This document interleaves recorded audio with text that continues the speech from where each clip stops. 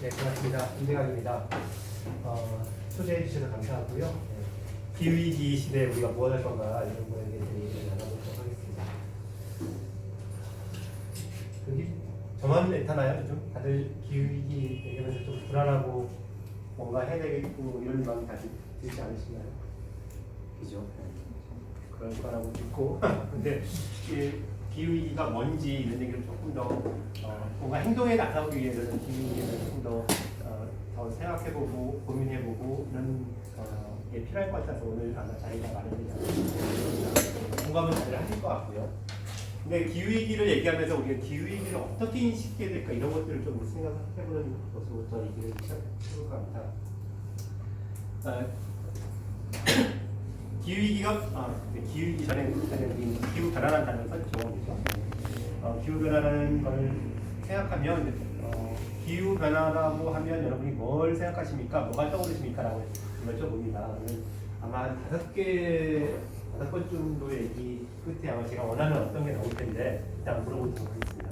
기후 변화하면 떠오르는 이미지, 단어 뭐가 있을까요?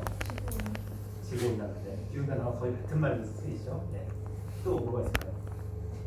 어떤 이미지, 단어, 자연재해, 그렇죠. 네, 우리가 보고 있는 기후변화 있습니다. 또 한 3개 정도 나왔습니다. 제가 기대하는 단어를 얻기 위해서 뭐가 있을까요? 빙하가 녹는다. 네. 근접했습니다. 네, 감사합니다. 네. 이게 북극곰 하면 다들 이제 딱 뭐 수긍이 되죠. 한 5번째 안에 나올 것 같고 심지어 첫 번째에도 나올 것 같고 그죠? 뭐 그 이유가 있을 겁니다. 기후변화 얘기하면 북극곰을 떠오르는 것은 그렇게 배우기도 하고 또 환경단체들이 오래전부터 기후변화 얘기하면서 북극곰으로 캠페인을 많이 했죠. 지금도 뭐 한국에 들어와 있는 WWF 같은 이런 국제환경단체 같은 경우는 북극곰을 구해주세요 라는 얘기를 합니다. 뭐 그린피스도 그렇게 하고 우리의 환경단체들도 북극곰 얘기를 많이 했습니다. 그래서 기후변화, 북극에 얼음 녹고 그 어디에 살고 있는 북극곰이 살기가 힘들어져서 심지어는 뭐 동종 한다 뭐 이런 얘기가 있으면 불쌍해 이렇게 많이 했죠. 그런데 여러분들 아는 북극곰이 있어요? 네. 질문 자체가 좀 낯설죠. 아는 북극곰이 있냐 이렇게 질문을 드린 이유는 아는이라고 얘기를 붙이는 순간부터 이게 그냥 먼 나라의 어떤 일 그래서 조금 뭐 잠깐 불쌍하다 많은 일 도와주면 좋을 만한 일 이런 얘기에서 안리라고 한다는 거는 조금 더 무리한데 우리의 뭐 도덕적 책임, 정치적 책임 여러 가지를 더 행동의 동기 같은 걸 더 부여하는 그런 것이 되지 않을까 싶습니다. 근데 그랬을 때 아는 북극곰이라고 한다면 사실 별로 말 자체가 성립 안 될 정도로 그런데 북극곰 때문에 여러분들 자동차를 포기하거나 내 지붕에 태양광 올리거나 뭐 등등등 우리 생각할 수 있는 어떤 행동들을 할 거냐고 물어보면 그렇게 하기도 하는 분들은 저도 알고 있긴 하지만은 아마 많은 사람들이 그거는 그렇게까지야 이렇게 얘기할 텐데 그렇다면 우리가 이 기후변화 분석을 보는 것을 북극곰이라는 단어를 가지고 북극곰의 이미지를 가지고 북극곰이라는 스토리를 가지고 이야기를 시작하는 게 적합할까 이런 고민을 했었습니다. 그런 와중에 책을 하나 읽었어요. 그랬더니 이런 문장이 나옵니다. 최근 들어 기후변화를 주제로하는 과학 컨퍼런스를 다녀봤더니 새로운 유형에 참가하지 않았다. 군인들이다. 그런데 결국 우연이 아니다라는 얘기가 나옵니다. 여러분들도 좀 신기하고 놀랐지 않습니까? 군인이 왜 이런 게 나타날까요? 전쟁이 한데서 동원돼서 기후변화, 그럴 수 있는데 기후변화랑 무슨 상관이 있길래? 무기를 만들려면 너무 많은 그런 부가 연결이 있을 것 같아서. 네, 그 연결이 뭘까요? 근데 네? 다른 거. 도와주세요. 네, 도와주세요 빨리. 군인들이 왜? 전쟁이 나죠. 식량 때문에. 네. 네. 근접했습니다. 어쨌든 근데 뭐랄까 좀 새로운 일인 거 통상적인 우리 감각에서 근데 환경운동가, 정부 관료, 뭐 과학자, 심지어 뭐 기업인, 언론인 이런 사람들이 보는 거는 다들 그냥 그럴듯한데 군인이 나타난다는 건 뭔가 이 스토리가 단순히 우리가 생각하는 어떤 곳으로부터 좀 더 넓은 얘기까지 퍼져나가고 있는 거 아닌가라고 하는 어떤 증표 같은 것도 있을 것 같습니다. 그러다 읽어봤더니 또 이런 책에 영국의 외무부 장관이 얘기를 한 겁니다. 기후변화라는 거를 다 자세히 들어보면 환경 문제가 아니라 환경 문제뿐만 아니라 안보에 관한 어떤 문제를 연결되어 있다는 얘기를 하는 거예요. 군인 안보, 말씀하셨던 전쟁, 뭐 이런 걸 연결되는 게 뭔가 보이죠, 그렇죠? 근데 구체적으로 어떻게? 라는 질문은 여전히 남아 있습니다. 그러다가 또 하나의 기사를 제가 확인했습니다. 여기 그 대통령의 국무장관이었던 미국의 존 케리라는 사람이 2015년에 한 그 국제 연설을 하면 이런 얘기합니다. 지금 유럽이 씨름하는 난민 사태, 뭔지 아시죠? 유럽으로 많은 수백만한 사람들이 넘어가셨으니까 지금 지금 앞뒤까지 넘어가는데 이런 사태가 난민 사태가 극단주의, IS라고 불릴 만한 어떤 이슬람의 이것을 믿지 않는 사람은 이렇게 때문에 넘어갔다라고 생각하는 경향이 쉬운데 일반적인 설명 방식이죠. 네, 진짜 그런지 다시 한번 생각해보자는 얘기를 하는 겁니다. 그러면서 물도 식량도 없이 오로지 생존을 위해 한 부족이 다른 부족과 싸운다면 그 지역이 어떻게 되겠습니까? 라고 이게 다른 사람이 얘기하자 미국 국무부 장관이 하는 질문입니다. 근데 물도 식량도 없다라는 상황 왜 벌어질까요? 네, 우리 이제 순순히 기후변화라는 얘기, 기후위기라는 얘기를 하겠죠. 아프리카 지역에 수많은 사례들이 있습니다. 가뭄 들고 비는 더 안 오고 식량은 생산이 안 되고 수도 없고 하는 사람들이 처해지면 그 부족은 어떻게 할까요? 어딘가 그 물도 식량도 있는 걸 찾으러 나갈 거 아니에요. 찾아서 가지 않겠습니까? 갔는데 그 지역이 물도 식량도 있는데 다만 이게 무슨 무주공산이나 아무도 없으면 문제 없겠지만은 누군가 살고 있을 거고 그리고 그것이 풍부하다는 문제가 나눠지면 문제 없겠지만은 그러지 않을 가능성이 크고 그렇다면 어떡하겠습니까? 한마디로 정말 싸운다는 편은 고상한 편일 것 같고 그죠? 네, 학살이라 표현을 하든 등등등이 이런 데 가겠죠. 거기서 또 진부족은 어떨까요? 또 찾았던 노하우. 그 끝은 아마도 유럽 지역이 되겠죠. 유럽으로 몰려든 사람들은 그냥 이 IS가 뭔가를 해가지고 하는 게 아니라 그 저간에는 기후변화라고 하는 강력한 힘, 혹은 이 방아쇠 이런 것들이 작동됐기 때문에 물론 정치체제, 낮은 정치체제, 후진적 정치체제, 사회경제적인 미발전 이런 여러 가지까지 다 뒤섞이겠지만은 그것들을 더 가혹하게 만드는 또 다른 강력한 힘이라는 게 기후변화라는 것이죠. 아마도 전지구 중에서 가장 비극적인 정도를 하나를 꼽으라면 시리아를 꼽기 싫을 것 같습니다. 한 50만 명이 죽었다라고 되어 있는데 글쎄요, 기록된 것만 한 50만 명이 더 많다고 얘기하고 한 300에서 400만 정도가 생존을 위해서 떠나서 지진을 본다고 걸어서 교통편으로 등등을 하다가 국정에서 막히고 추방당하고 구금되고 쫓겨나고 하는 일들이 벌어지고 있는 그 시리아. 근데 그 시리아가 왜 이런 사건까지 왔을까? 왜 내전이 일어났을까? 라고 하는 것에 저 근간에 있는 사회 경제적인 문화적인 그리고 자연환경적인 변화 같은 걸 보는 게 중요하다고 얘기합니다. 워낙 독재체제였고 인근도 문제가 있었던 국가죠. 그러나 그것이 더 격화됐던 이유는 2005년부터 지속됐던 가뭄 때문에 농촌 지역에 있던 사람들이 다 도시로 목포산 지역에 나왔고 도시에서 그걸 하실 수 있는 무슨 복지체계가 있거나 사회 안전망이 있는 것이 아닌 상황에서 상당히 어떤 이런 민심이 동요되고 있고 이런 열악한 상황이 됐죠. 근데 그거를 해결할 수 있는 정치체제는 민주주의 정치체제는 없는 거고요. 그러다가 2009년, 17년에 큰 하나의 방아쇠가 러시아 지역에 북청 지역에 폭염이 강우기 시작돼가지고 러시아가 일부 수출하던 식량을 수출을 금지해버립니다. 그것조차도 기후변화에 대한 영향이죠. 물론 올라가면 과학자들은 그 소위 제트기류 얘기를 합니다. 요즘 제트기류 얘기 많이 들어보셨죠. 한반도 갑자기 덥거나 갑자기 추워진 이유가 뭐 북극이 따뜻해지면서 그 바깥을 돌고 있는 빠른 제트기류가 느슨해지면서 뭐 추워지기도 하고 막 더워지기도 하는 여러 가지 이유가 생겼다 이런 거지 않습니까? 2018년 우리가 폭염을 맞았던 이유도 제트기류 때문에. 근데 비슷한 일이 러시아 곡청지대 위에 제트기류가 자리 잡으면서 엄청난 가뭄과 이런 게 생긴 거죠. 그런데 이게 연쇄고리가 생긴 겁니다.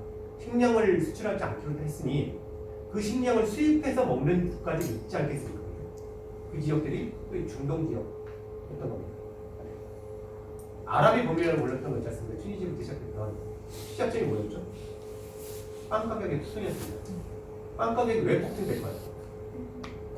수입이 안 되고 수입이 안 되는 거는 러시아가 수출을 안 하게 결정한 거고 그것은 러시아의 밀 생산이 줄어들었고 고리를 보이는 거죠. 튀니지부터 시작했던 아랍의 범위 돌아서 마지막에 시리아에 온 거고 시리아는 그 지역 전체가 정치적으로는 좀 불안정한 시기였는데 시리아는 더더구나 그것에 결정타를 맞은 거죠. 그러면서 누가 누구를 위해서 싸우는지도 내전이 어떻게 된지도 모를 정도의 복잡한 상황에서 결국은 지금 상황이 벌어진 겁니다. 근데 물론 이건 정치적으로 사회적으로 다른 차원의 분석도 더 혁혁히 해야 되겠지만은 저 근본적인 이유에서는 이런 환경적 기후변화에 의한 나타나는 힘이 강력하다는 거죠. 그러면서 이런 위의 사람들을 부르기 위해서 기후난민이라는 단어를 쓰기 시작합니다. 환경난민이라는 단어는 이전부터 썼습니다. 한 지역의 환경적 재해, 환경적 오염 등등에 의해서 더 이상 그 지역에서 살 수 없는 사람들이 떠나서 어딘가로 이주하는 사람들을 이 환경난민이라고 되면 이걸 더 좁혀서 기후변화가 너무 강력한 그 환경난민의 발생 원인을 나타나더니 기후난민이라는 단어를 씁니다. 기후난민이라고 불리는 거죠. 시리아의 사람들. 세계 경찰이라고 하기도 하고 여러 가지 평가가 있는 미국. 그중에 미국의 국방부가 전략적인 보고서를 씁니다. 우리의 전략적 위협이 되는 건 누구냐? 이런 걸 하고 어떻게 발생하는 얘기를 할 때 오래전부터 미국 국방부는 기후변화가 전략적 위협, 미국 안보의 전략적 위협이 된다고 하는 것을 써왔습니다. 관련된 보고서를 이렇게 나왔죠. 물론 지금의 트럼프 정부에서는 기후변화라는 단어가 금지가가 돼가지고 지금은 사라졌지만은 어쨌든 이해하고 있는 겁니다. 앞서는 것처럼 시리아의 난민들 발생하고 그것이 국경을 넘고 하는 것 자체가 소위 어쨌든 전통적인 의미에서는 안보적인 이슈를 만들어내는 거지 않습니까? 심지어 남미에서도 기후변화 관련된 방금 말씀드린 기후변화 하나만으로 생기는 게 아니고 정치적 체제의 문제, 사회 경제적인 빈곤의 문제 이런 것까지 뒤섞인 이 상황인데 기후변화 같은 게 그런 결정타를 보이는 거죠. 이런 상황에서 남미로부터도 많은 난민들이 발생해서 미국으로 넘어오는 이 협력들이 생기는 거 아닙니까?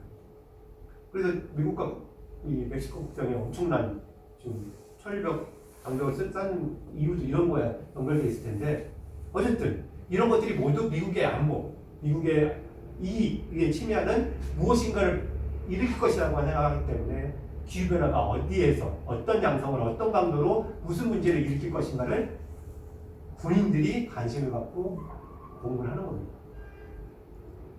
첫 번째 제 책에서 말씀드렸던 왜 군인이 하는 질문에 대한 답이 되겠죠. 작년 초에 나왔던 보고서, 호주의 보고서입니다. 제목이 무시무시합니다. 실존적인 기후 관련 안보 얘기라는 거고요. 호주 상원의원에서 이런 얘기를 했답니다. 기후변화가 현존에 실존하는 국가 안보 위기이며 이 위기는 지구에서 생겨난 지적 생명체가 너무 이른 시기에 멸종에 직면해 있거나 바람직한 미래 발전력이 영구적이고 급격한 파괴에 직면해 있을 것이라고 하는 식으로 기후 위기를 바라보고 있습니다. 물론 제가 더 얘기하기 전에 미리 말씀드린 건 이건 소위 전통적인 의미에서의 국가 안보입니다. 아니 전통적 국가안보라는 건 국가를 중심으로 하고 소위 군인들이 뭔가를 그 지켜야 될 어떤 것이지 소위 사회 안보, 인간 안보라고 불릴 만한 좀 더 다른 식의 시각과 좀 구별된다는 걸 얘기를 드립니다. 그래서 어쨌든 우리가 그래도 나는 익숙한 국가 안보라는 측면, 그래서 군인이 여태 지키는 안보라는 측면에서 알아봤다는 걸 지금 하면서 어쨌든 말씀을 드리는데 기후변화 문제가 그렇다라고 하는 생각을 합니다. 이 보고서가 통상적으로 얘기하는 기후과학자들이 쓰는 기후변화는 기후과학자들이 쓸 것 같지 않습니까? 기후과학자들이 참여하겠지만은 많은 또 참여자들은 군인들 그리고 안보학자들이 참여한 보고서이긴 합니다. 그래서 이 크리스 베일이라고 하는 사람은 이 책에 이 보고서에 서문을 쓴 이 크리스 베일이라는 사람은 우리 식으로 하면 국방대학원장, 전 해군 참모총장 해당되는 사람입니다. 이 사람이 이런 얘기도 합니다. 나름 절박함을 표현하는 방식인데 저도 이걸 보면서 등골이 참 오싹했는데요. 이런 얘기입니다. 기후과학자들이 오랫동안 기후변화에 대해서 연구하고 어떻게 심각한지 그리고 어떻게 해야 되는지 계속 나름대로 공부를 해왔죠. 온실가스 줄여야 된다든지 여러 가지 했죠. 그런데 한 번도 전 지구적으로 온실가스를 줄여본 적이 없어요. 심지어 호주 아닙니까? 그러니 기후과학자들이 이런 생각을 일부의 기후과학자들이 너무 낙담해 이런 생각을 하기 시작했다고 합니다. 내가 연구를 더 한다는 게 무슨 의미가 있느냐. 지식을 내놓는다는 것은 그게 입각해서 사회가 변한다는 걸 행동한다는 걸 의미하는 건데 행동도 안 하고 변화도 없는 마당에 내가 계속 그거를 연구해서 더 연구를 한다는 것은 아무런 필요성을 못 지키겠다. 내가 보니 너무 심각한데 나한테 주어진 시간이 얼마 없다면 그 시간은 연구실이 아니라 집에 들어가서 가족들과 함께 시간을 보는 게 나한테 더 좋겠다라고 생각하는 사람이 나오기 시작했다는 거예요. 전 이것만큼 오싹한 얘기 없다 생각하거든요.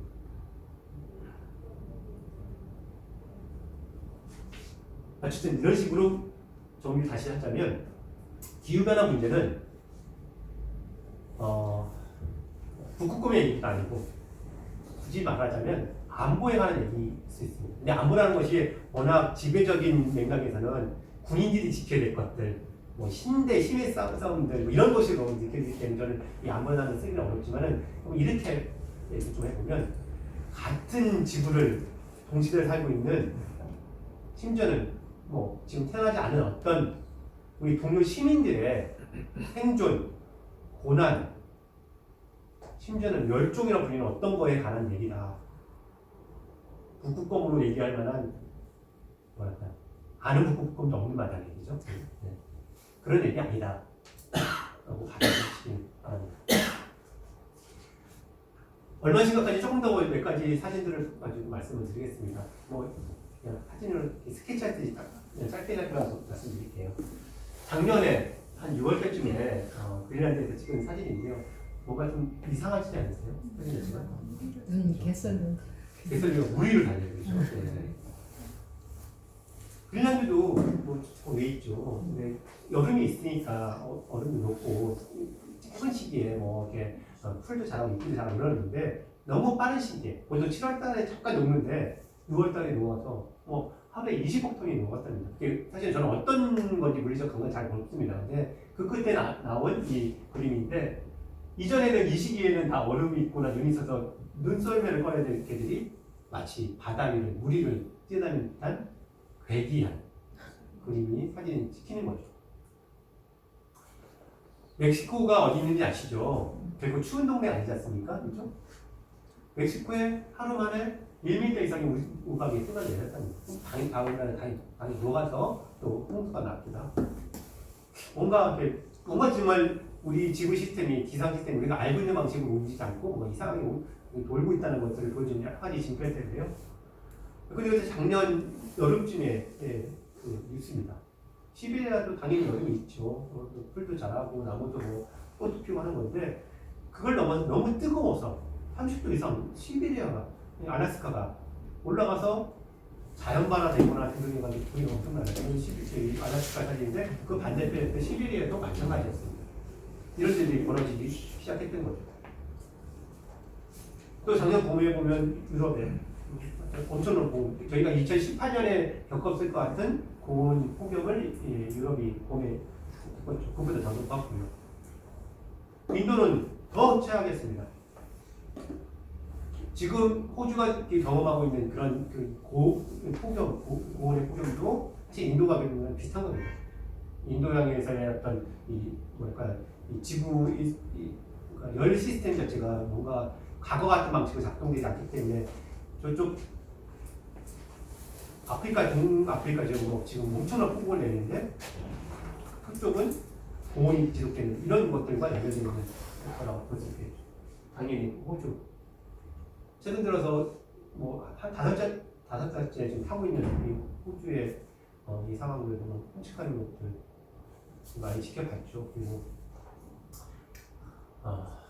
며칠 전에는 기후위기 비상행동장은 이거 추모 집회도 하고 호주 정부에 대해서 한국 정부에 대한 비판 집회를 했는데 다행인지 뭐 때에 늦은 건지 모르겠으나 호주 총리가 정말 막강한 사람입니다. 트럼프처럼 기후변화 없다고 주장했던 사람인데 이 사태를 경험하고 나서야 최근 들어 기후변화 있네라고 얘기를 했다는 거. 그나마 다행이라고 할지 모르겠는데 이런 일도 벌어지고 있죠. 네, 어쨌든 이게 뭐 스케치 같은 거고요. 그리고 기후변화가 대체 뭐냐 이런 얘기를 아마 여기부터는 그 기존의 기후변화 얘기 들으면서 강의 같은 거 들으면서 많이 좀 아시는 말을 일부 좀 해볼까 합니다. 기후변화라는 게 이런 거죠. 만약에 지구에 온실가스가 없다면 어떻게 될까요? 생물체는 못 살죠. 태양을 쳐다보는 쪽은 엄청나게 뜨거워지고 뒤쪽은 엄청나게 추워지죠. 그런데 우리가 이 대기 중에 온실가스라는 게 있어서 일정한 온도폭 한 뭐 14도에서 16도 정도의 지구 평균 온도의 폭을 유지하는 거죠. 그러니까 우리가 생존할 수 있는 것이 되는 생물권을 형성하는 겁니다. 그런데 문제는 여기에 차곡차곡 온실가스가 더 많이 쌓여지니 밖으로부터 들어온 태양의 에너지가 반사되는 거 말고 복사 에너지가 또 나가야 되는데 이거를 품게 되는 겁니다. 그러면서 점점 온도가 뜨거워지는 거죠. 근데 그 온실가스가 교토 정책에 의하면 이산화탄소, 메탄, 아산화질소 그리고 F라는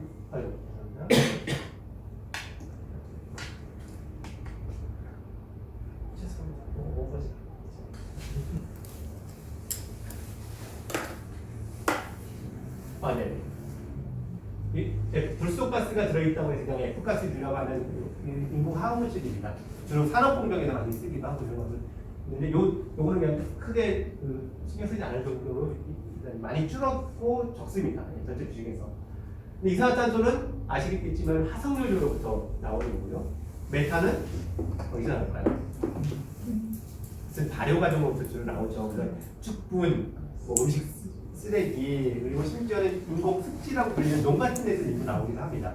그리고 아산화질소는 질소비를 뿌리기 때문에 나오는 건데 이쪽은 주로 농업 활동과 관련된 거고 이쪽은 주로 산업 활동, 에너지 사용과 관련된 얘기들이죠. 근데 우리한테 가진 그런데 그럼 얼마나 온실가스를 배출하면 우리가 기후변화의 하나의 중요한 지표가 아까 지구온난화라는 단어가 말씀하신 것처럼 그 온도가 올라간다는 중요한 지표 중에 하나입니다. 그렇다면 얼마나 온도가 올라갈까 이런 게 우리한테 관심사이겠죠. 오랫동안 과학자들이 이 관련돼서 연구를 했는데 이거는 IPCC라고 아실 겁니다. 거기에 3차 보고서에 나온 건데 지금 최신의 데이터들은 이거와 좀 다른 식으로 보여주긴 하는데 볼 때는 직관적으로 보기 좋아서 이 얘기를 가져왔습니다.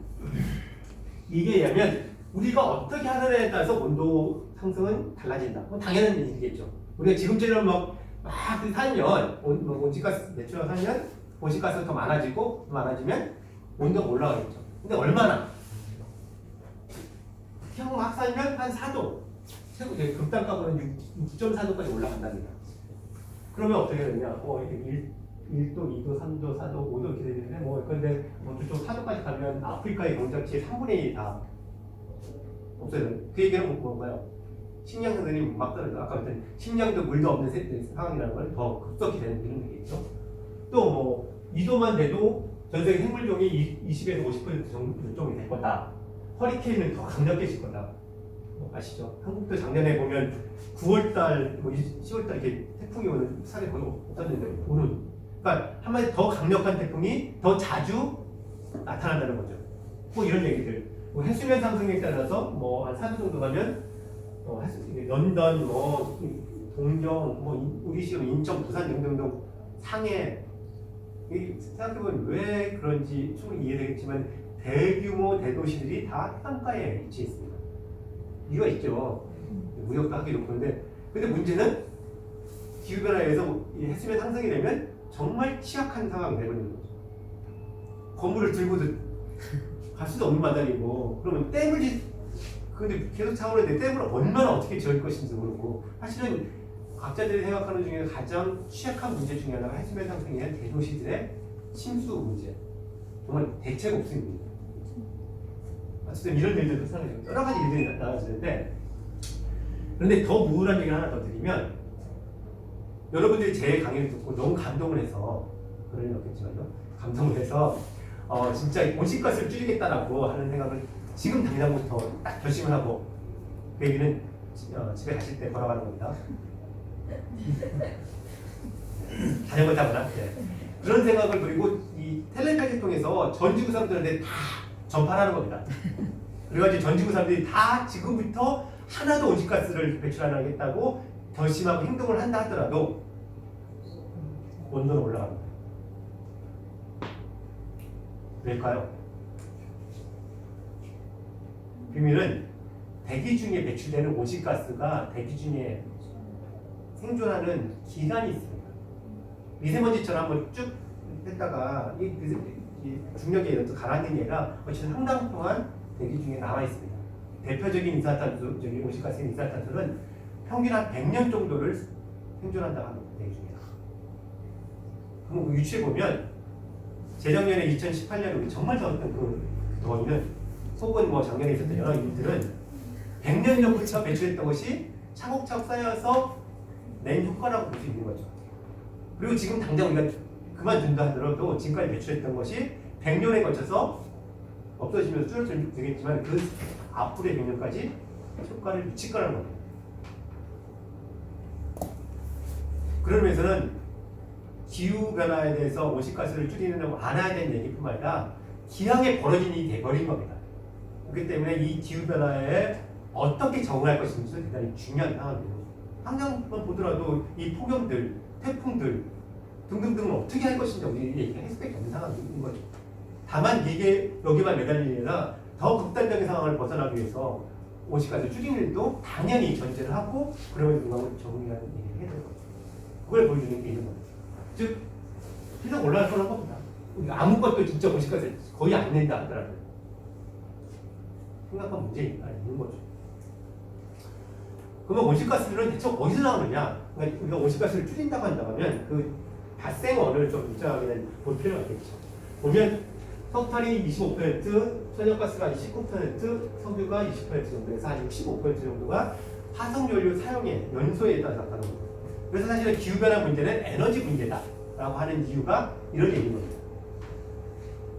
화석연료를 사용하니까 그만큼 많이 배출하는 겁니다. 그렇다면 내 문제는 이쪽만 문제냐? 이쪽은 그러니까 온실가스를 배출한다는 의미에서 배출원이라고 얘기합니다. 배출행위 이런 걸 한다면 이산화탄소는 대기 중에 있어서 지구 그 화학적인 구조를 보면 배출됐다가 또 흡수하는 메커니즘도 지구상에 있습니다. 뭘까요? 나무가 대표인데 사실은 정확히 말하면 바다, 해양이 정말 많이 흡수를 해왔습니다. 어떻게 보면 지금까지 우리가 온실가스를 배출한 것이 그대로 어딘가 흡수되고 그대로 있었으면 우리는 엄청나게 더 큰 벌써 뭐 불타오르는 일들이 비교적 어떤 더 일이 많았겠죠. 근데 해양이 많이 흡수됐습니다. 그래서 이 정도 그나마 이 정도로 버티는 건데 문제는 해양이 흡수됐으니 해양은 뭐 아무 일이 없는 거냐? 해양도 문제가 되는 거죠. 소위 해양의 탄성화 같은 얘기를 하는 겁니다. 그래서 산호초 같은 게 뭐 여러 가지 산호초가 이렇게 죽는 이유도 여러 가지 있겠지만 그중에는 해양의 산성화, 이산화탄소 같은 흡수한 이유 때문에 그렇기도 합니다. 근데 육지로 가면 아까 말한 것처럼 나무 같은 거니 흡수원인 거죠. 우리 배웠지 않습니까? 중고등학교 때 과학성 내가 빛을 받아서 이산화탄소를 땡겨가지고 이렇게 나무나 이게 성장하는 거죠. 그렇게 되면 나무나 이런 경우는 다 어떻게 보면 이산화탄소의 저장고 같은 역할을 하는 거죠. 그래서 숲을 늘리거나 이런 것을 해야 되는 이유가 뭐냐? 네, 저런 거죠. 근데 문제는 그런 숲을 자른다. 그러면 이거는 플라스 그러니까 대기 중에서 빼내는 게 아니라 다시 대기 중으로 배출하는 효과가 있거나 분해돼서 나오거나 아니면 흡수하는 것들을 없애버리는 게 능력을 줄이니까 이게 결과론적으로는 배출을 더 늘리는 방식으로 되겠죠. 그래서 이 직접 배출이라는 이런 주로 그런 토지 이용의 변화, 숲을 없앤다든지 정착지를 한다든지 이런 것들을 말해보는 겁니다. 이런 문제도 중요하다라고 할 수 있는 겁니다. 요즘 인류세라는 단어를 많이 좀 쓰고 있는데 혹시 들어보셨습니까?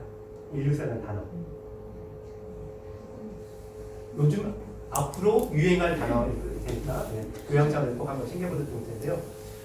지금의 우리 시대는 과거에는 홀로세라고 불렀습니다. 그냥 현세, 현재라는 의미인데 현세인데 아실 겁니다. 우리가 지금 빙하기와 빙하기 사이를 우리 왔다 갔다 하죠, 그렇죠? 지금은 빙하기와 빙하기 사이 있다고 해서 간빙기라고 불리는 뜻을 하고 있습니다.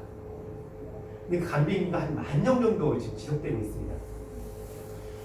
이전에 빙하기라고 하는 시기에는 너무 추웠기도 하고 뭐랄까요, 이 온도 표현하는 게 너무 거칠었습니다.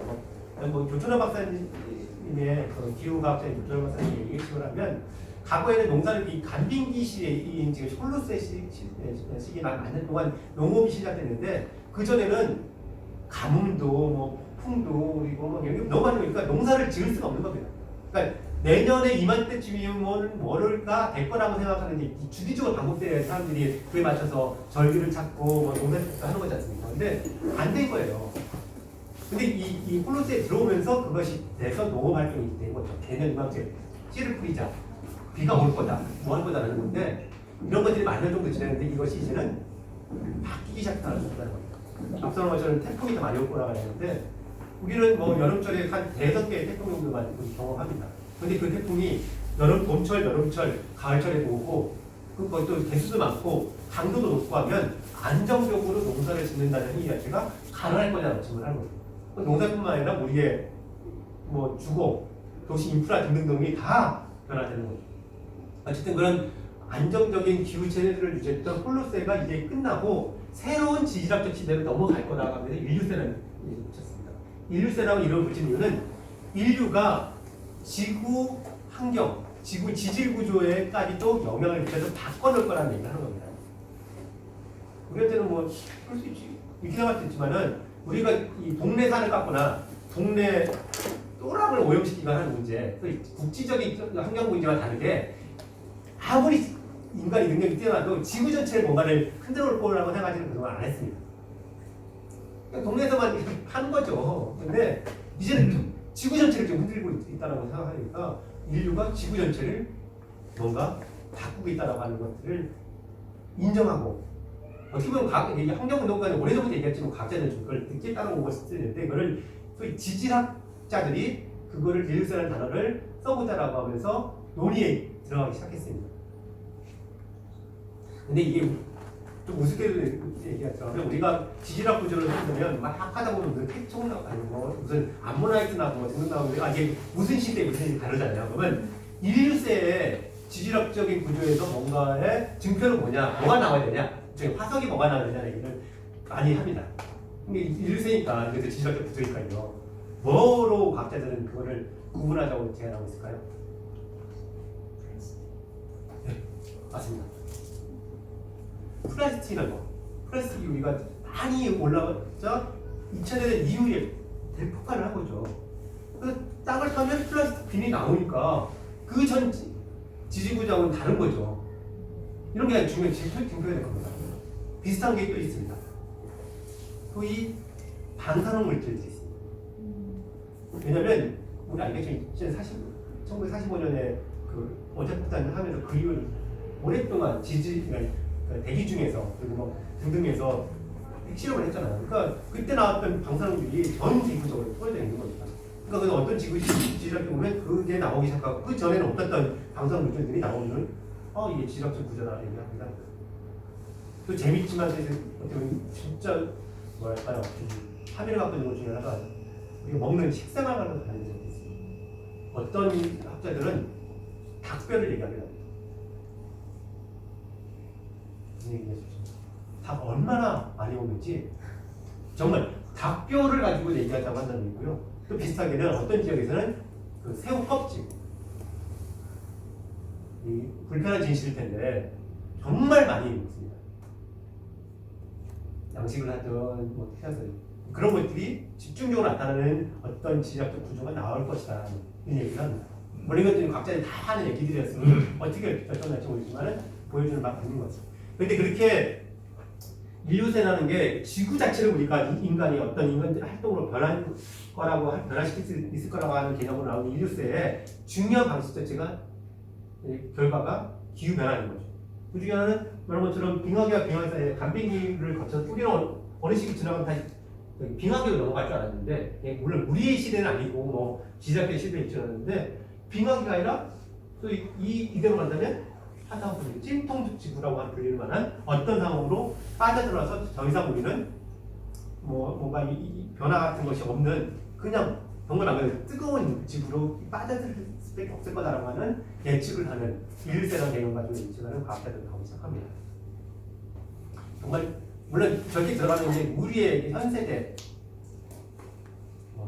앞으로 더 계신 분들이 많이 살면 50년, 짧게 사셨으면 많이 30년 하실 텐데 이때 벌어질 일인지 아니 그 다음 일인지 뭐 그건 정확히 모르겠습니다만은 제 생각에는 심지어 이때 벌어질 일일 수도 있겠다는 좀 과학자들은 그런 고민도 하고 있는 것 같은데요. 어쨌든 그런 상황이 벌어질 수 있다는 얘기를 하는 거죠. 근데 더 우울한 거는 이 과학자들이 이런 생각을 합니다.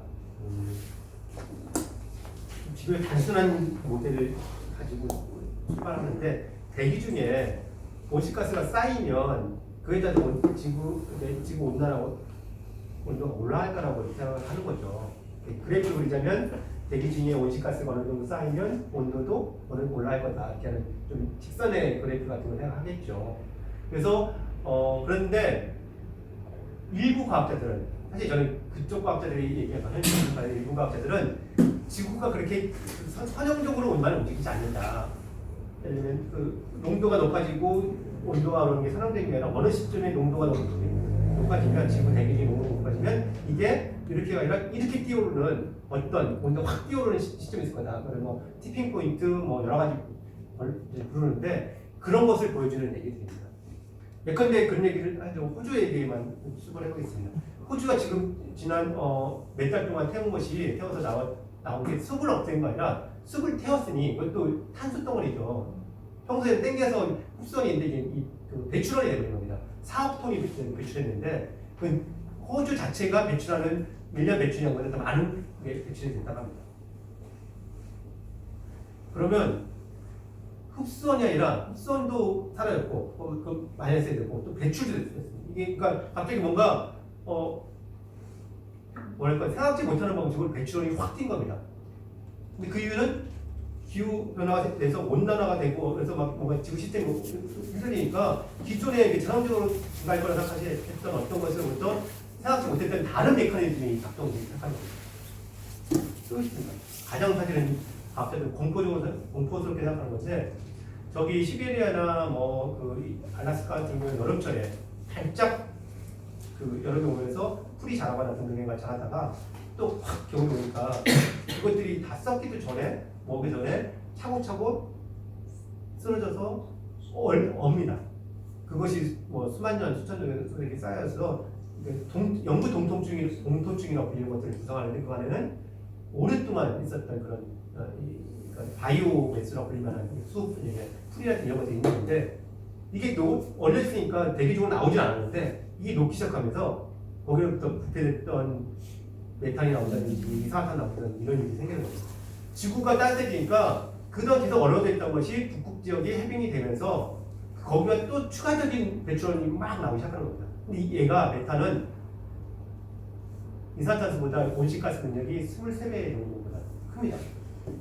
그러니까 만약에 이게 따뜻해져서 이게 배출되기 시작하면 갑자기 눈덩어리가 막 불러서 도는 정말 생각지 못한 큰 방식으로 움직일 거라는 겁니다. 과학자들은 일부 과학자들은 그 시기를 벌써 지났다고 얘기하는 사람들이 있고요. 그 얘기는 우리한테 큰 기회가 없다는 얘기를 하는 것이죠. 과거 같은 방식으로 사는 거에 살 수 있는 기회는 없다라고 얘기하는 쪽이 있고요. IPCC 같은 과학자 분들은 이게 국가기구다 보니까 국제기구다 보니까 전통적으로 좀 보수적입니다. 그런 식의 확진하거나 조립할 수 없는 것들은 배제한 겁니다. 이런 소위 과학자들이 티핑 포인트로 불리는 이런 건 극단적인 주장한 사람들이 얘기를 배제했기 때문에 그나마 좀 온건한 방식으로 얘기하는데 그런 급진적인 사람 과학자들의 얘기를 포함하면 우리는 정말 아마도 정말 시간이 부족할 가능성이 있습니다. 그래서 이제 시간에 대한 얘기를 조금 더 드릴 텐데요. 얼마나 급박하냐 이 얘기를 하기 전에 파리 협정 얘기를 조금 드리겠습니다. 파리 협정 들어보셨죠? 네, 2015년에 우리 파리 협정이 체결됐습니다. 이걸 이야기하는 1992년에 출발했던 리우 회의에서 환경회의에서 했던 기후변화에 관한 유엔 협약을 모두 출발해야 될 것 같습니다. 92년에 그 유엔의 기후변화 협약이 만들어지면서 기후변화가 있을 수 있고, 근데 그것이 아주 정확한 정보가 없다 하더라도 이게 너무 심각한 문제가 될 테니 우리 행동하자라고 하는 소위 사전 예방의 원칙에 의해서 기후변화 협약이 만들어집니다. 그리고 나서 구체적으로는 97년 별도 정도에서 누가 얼마큼 줄일래? 라고 하는 것들을 국제법상의 의무를 갖는 규정을 만듭니다. 97년에. 근데 이때 흥미롭게도 92년과 97년에 모두 작동됐다는 원칙이 하나 있습니다. 대단히 중요한 원칙입니다. 공동의 차별화된 원칙이라는 게 있습니다. 공동의 차별화된 책임 원칙. 공동이라는 것은 한마디로 지구에 불났어요, 우리 집에 불났어요 라는 게 공동이라는 뜻이죠. 모두한테는 어쨌든 조금씩 다 책임, 뭔가 행동에 대한 의무가 있다는 얘기하는 거고, 근데 차별화된이라는 건 뭐냐? 다 똑같지 않다는 겁니다. 여기 계신 분이 선진국, 여기 뭐 방글라데시 등등 사람들, 저기 한국이나 뭐 이런 좀 중진국이라 불리는 사람들, 이게 국가가 있는 겁니다. 이 사람들이 밥을 먹으러 왔어요. 이분들이 2만 원짜리 정식을 먹었고, 이분들은 김밥 먹었고, 저기는 뭐 백반 아니면 드셨다 합니다. 2만 원, 7천 원 김밥 한 30만 원 네. 나올 때 이분이 어떤 거예요? n분의 1 합시다 한 거예요. 말이 안 되잖아요, 그죠? 네. 아니 정식 먹으러 놓고 2만짜리 제가 그렇게 하죠. 죄송합니다. 지금 상황이 그렇다는 겁니다. 선진국들이 오랫동안 막 배출했는데 큰일이니까 너도 같이 줄여 이렇게 되는데 방글라데시는 불도 안 켜본 사람들이 있는 상황인데 뭐 말이 정말 협조가 안 되는 거죠, 한마디로요. 그러니까 차별화된 원칙이라는 것을 책임이라는 원칙을 해야지만 정의롭게 모두가 정당하게 협력할 수 있을 거다라고 하는 얘기를 하는 겁니다. 그래서 교토정서에서는 또 이 선진국이라고 불릴만한 의정서 어넥스 1이라고 불리는 구조들한테만 너희들은 2012년까지 90년 대비 5.2%를 줄여라고 선진국들한테만 의무를 부여했습니다. 중국, 한국 등등등한테는 마음대로 배출하는 건 아니지만 그래도 너희들이 혹시 필요하면 사람들 학교도 짓고 뭐 다리 놓고 뭐 공장도 좀 만들어서 사람들 저기 뭐 먹여 살리려면 그런 거 좀 해야 될지도 몰라. 너희 조금 배출할 수 있는 건 조금 허용해줄게 이렇게 얘기를 한 겁니다. 합리적으로 보이는 거죠, 그죠? 그런데 문제는 이렇게 했더니 선진국도 특히 미국 같은 사람들이 미국 같은 나라가 나가버렸죠. 많은 얘기가 나오는 거죠. 미국적 삶은 타협의 대상이 아니냐 이런 유명한 말을 해버렸죠. 그 얘기는 미국 지구를 갉아먹는 이 삶을 나는 거 계속 할 거야 이렇게 얘기하는 거죠. 그러고 나니까 전체적으로 무너져 버렸습니다. 사실은 별로 이 50까지 줄여본 일이 없게 된 겁니다. 그리고 나서 그거를 12년까지 하자고 했으니 12년 이후 체제를 만들어야 되는 겁니다. 그래서 2009년에 코펜하겐에 돼서 2012년 체제에 넘어가면 포스트 2012라고 하는 것을 만들기 위해서 협상에 들어갑니다. 코펜하겐에서요. 그때 다행스럽게 두 가지 큰 변수가 생겼습니다. 중국이 2000년대를 통과하면서 엄청나게 경제 발전을 했습니다. 성장을 했습니다. 연 10%씩 GDP가 올라갔어요. 그 얘기가 뭘 의미하냐면 세계 모든 그 자국 내에 있는 모든 석탄이나 석유를 캐다가 패는 겁니다. 그러니까 세계 1위의 온실가스 배출 국가가 되어버렸습니다. 미국을 앞지르고 한 2000년 중반 정도 지나서 미국은 하기 싫었는데 핑계 생긴 겁니다. 중국이 줄여야지 나도 줄일래. 중국 제일 많이 내는데 왜 나만 가지고 그래? 라고 한 겁니다. 중국 입장에서는 그게 말이야 우리는 인민도 많고 뭐 이러는데 무슨 소리야 너도 많이 내니까 그러고 싸운 겁니다. 그리고서 2019년도에 2009년도에 코펜하겐에서 만나서 협상을 하려니 계속 안 된 겁니다. 다행스럽게 오바마 대통령이 그때 정권을 가지고 살아나고 왔어요. 희망이 생겼다고 해서 결국은 그래도 안 풀렸습니다. 오바마를 하더라도 미국 전체를 어떻게 하기는 어렵고 오바마 스스로도 뭐 그렇게 훌륭한 사람은 아니라고 하기 때문에 그래서 결국 결렬이 됐습니다. 그래서 2012년 모바일을 하는 것이 완료됐고 그것을 2015년 파리까지 연장이 된 겁니다. 2015년까지 오고 나니까 2010년 이때도 이걸 뭔가 못 만들려면 정말 우리는 아무런 국제적인 규약 협정 체제도 없이 그냥 50까지 발출하다가 소위 각자 도상의 세계로 가야 되는 상황이어서 뭔가라도 해야 되는 상황이 된 겁니다. 그러니까 이 국제 외교에서 이 나름대로 전략가들은 방향을 살짝 바꿨습니다. 우리 모두 줄이자. 이전에는 선진국만 줄이자라고 했던 얘가 우리 모두 줄이자로 바꾼 겁니다. 그래서 공동의 차별화된 책임에서 차별화된 강조했던 게 교토정사라면 이제는 공동이 강조가 되는 겁니다. 그래서 중국도 줄이고 한국도 줄이고 다 줄인 겁니다. 그래서 한국도 줄이는 의무를 갖게 된 겁니다. 근데 사람들이 입이 이만큼 나오겠죠. 중국도 그렇고 때리면 방글라데시 나오겠죠. 왜 우리가 이렇게 된 겁니다. 여전히 해결이 별로 안 된 겁니다. 그러면 사람들이 그쪽 얘기한 거는 몇 가지 장치가 있습니다. 1.5도에 대한 목표라든지 혹은 너희들이 우리한테 피해를 줬으니 보상해 이런 것들을 개발도상 들고 나오는 거는 선진국들은 안 받아들이고 있는 상황인데 어쨌든 줄이는 거 관련해서는 뭘 줄인다는 것을 가지고 있습니다. 근데 그 줄이는 방식인데 어떻게 얼마큼 줄일 거냐는 걸 과학자들이 그리고 얼마큼 줄여 이렇게 지정해 주는 게 아니라 다들 써내봐. 자기 시험 본 겁니다. 나 이만큼 줄일래, 이만큼 줄일래가 쓴 겁니다. 그랬는데 써내고 보니 황당한 일이 생긴 겁니다. 파리 협정은 2도시 내지는 1.5도시 목표를 갖고 있습니다. 2도시와 1.5도시에 대해서는 혼자 다시 한번 말씀드리겠습니다. 그런데 사람들이 각자 쓴 거를 다 먹어봤더니 3도 이상으로 온실가스 온도가 상승할 상황이 돼버린 겁니다. 목표가 1.5도시, 많아봤자 2도시인데 3도시가 된 겁니다. 2030년까지 얼마큼 줄이겠다고 하는 걸 가지고 보니까 이런 거 있을 이유가 없다 생각할 정도로 있으나 마나 상황이 돼버린 겁니다. 2015년에. 근데 협상가들은 고민을 했습니다. 이런 일이 생길 것 같아서 또 하나 생각은 5년에 한 번씩 다시 쓰기로 했습니다. 숙제를. 이게 2020년 올해 12월 달 영국 글래스고에서 하기로 한 겁니다. 만약에 이때까지 각국이 1.5도 내지 2도시에 맞는 온실가스 감축 목표를 써내지 못한다면 그리고 그걸 이해가 못한다면 우리는 그냥 뭐라고 해야 되나 포기하고 살아야 되는 어떤 상황이 돼버릴 수 없는 거죠. 그래서 올해 1년이 정말 중요한 시기라고 하는 이유가 그게 있는 겁니다. 각국의 운동들이 각국 정부들을 압박해서 각자의 책임의 선상에서 차별화된 책임에 입각해서 1.5도나 2도시를 만들도록 요구를 해야 되는 거죠. 한국 정부도 마찬가지고. 근데 여기서 1.5도와 2도시 얘기를 좀 해보겠습니다. 갑자기 목표에 두 가지 숫자가 나옵니다. 2도시 목표, 1.5도 목표. 왜일까요? 이 2도시는 선진국들이 좋아하는 거고요. 1.5도시는 우리 개발고생들이 좋아하는 겁니다. 2도시는 한마디로 말하면 조천우 박사님의 그 편을 대하면 1.5도시와 2도시의 차이를 얘기하자면 1.5도시는 지금 우리 겪고 있는 기후 이상 기후를 좀 더 자주 더 강하게 느끼는 거라고 얘기를 합니다. 이것만 해도 되게 무서운 일인데 2도시는 모르는 영역으로 들어간다는 겁니다.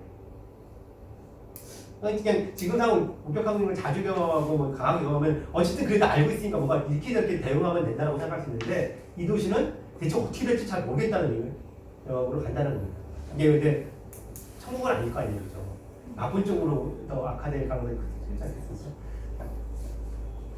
그러다 보니 1.5도시, 그러니까 개발도상국이나 후진국들은 그에 대응하기 위해서는 너무 큰 변화가 오는 건 정말 감당하기 어렵고 지금도 해수면이 잠기기 시작하는데 예컨대 베네치아에 그 물 잠긴 거 봤지 않습니까?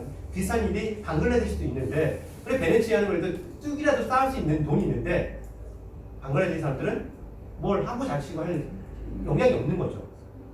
이런 생각을 하면 우리는 1.5도시도 과한 목표다라고 주장하는 사람들이 개발도상국들이 하는 겁니다. 근데 선진국들은 북위도에 있다 보니까 기후변화에 그렇게 큰 위협이 안 되고 또 있다 하더라도 어쨌든 돈으로 뭔가를 할 능력도 있는 겁니다. 그러니까 그리고 그걸 포기하기에는 자신들의 경제적인 어떤 것들이 그러니까 손해라고 할까요? 앞으로 국제 경제력 이런 것들이 피해가 심하니까 또 경제 성장을 포기하지 않으니까 이 도시까지 어떻게 해보려고 하는 겁니다. 이거 갖고 싸운 겁니다. 그 끝에 1.5도시와 이 도시가 같이 포함되어 있는 겁니다. 그런데 최근 들어서 1.5도시 특별보고서 나오면서 전반적으로 1.5도시로 가야 된다 이런 얘기를 하는 식으로 되고 있는 거죠. 네. 그래서 1.5도시 보고서 나왔습니다. 2018년 10월에 송도에서 1.5도시 보고서 나왔고 정말 우리가 생존에 기회가 있다면 특히 더더구나 취약한 개발도상국 등등 생각한다면 1.5도시 목표를 해야 된다. 그걸 위해서 우리가 온실가스를 2050년까지 제로로 만들어야 된다. 하는 겁니다. 현재 52기가톤 정도로 되거든요. 그러니까 30년 동안 정말 급격하게 온실가스를 감축을 해야 됩니다. 되게 어려운 일이죠. 그런데 그걸 더 절실히 위해서는 이런 개념이 필요합니다. 이 개념 꼭 기억하시고 가셨으면 좋겠는데요. 탄소 예산이라는 개념이 있습니다. 들어보신 분도 있고 낯선 분도 있을 텐데 그 탄소 예산의 개념에 대해서 툰베리 우리 잘 아시는 툰베리가 얘기한 바가 있습니다. 사람들이 탄소 예산이라는 것에 대해서 대체 들어본 적이 있는지, 특히 의사일정들이 들어본 적이 있는지, 그래서 생각해본 적 있는지 답답하다. 꼭 기억했으면 좋겠다라고 하면서 2019년 여름중에 우리한테 남은 탄소 예산은 8.5년밖에 안 남았다라고 얘기를 합니다. 그래서 탄소 예산이 뭐길래? 탄소 예산은 이런 겁니다. 앞서 각자들이 얘기를 했죠. 지구가 있는데 지구 대기 중에 온실가스를 쭉 배출을 하면 그게 뜨거워진다. 그러면 얼만큼 배출을 많이 하면 어느 정도 온도 올라갈 것인가 일정하게 각자들은 나오는데 이해를 하고 있습니다. 근데 보수적으로 아까 TP 포인트 이거 빼고 보수적으로 이해하고 있는데 그랬을 때 1.5도 내지 2도시라는 목표를 정했다면 그것을 넘지 않을 수 있는 배출할 수 있는 한계 총량이 있을 거라는 겁니다. 이해되시죠? 그 한계 총량을 탄소 예산이라고 부르는 겁니다. 근데 탄소 예산이 얼마나 있냐? 이제 우리 그게 관심이죠. 이 도시 목표를 가지고 얘기한다면 우리가 산업화 이전 시기부터 현재까지 앞으로 배출할 수 있는 이 도시 내에서 배출할 수 있는 게 그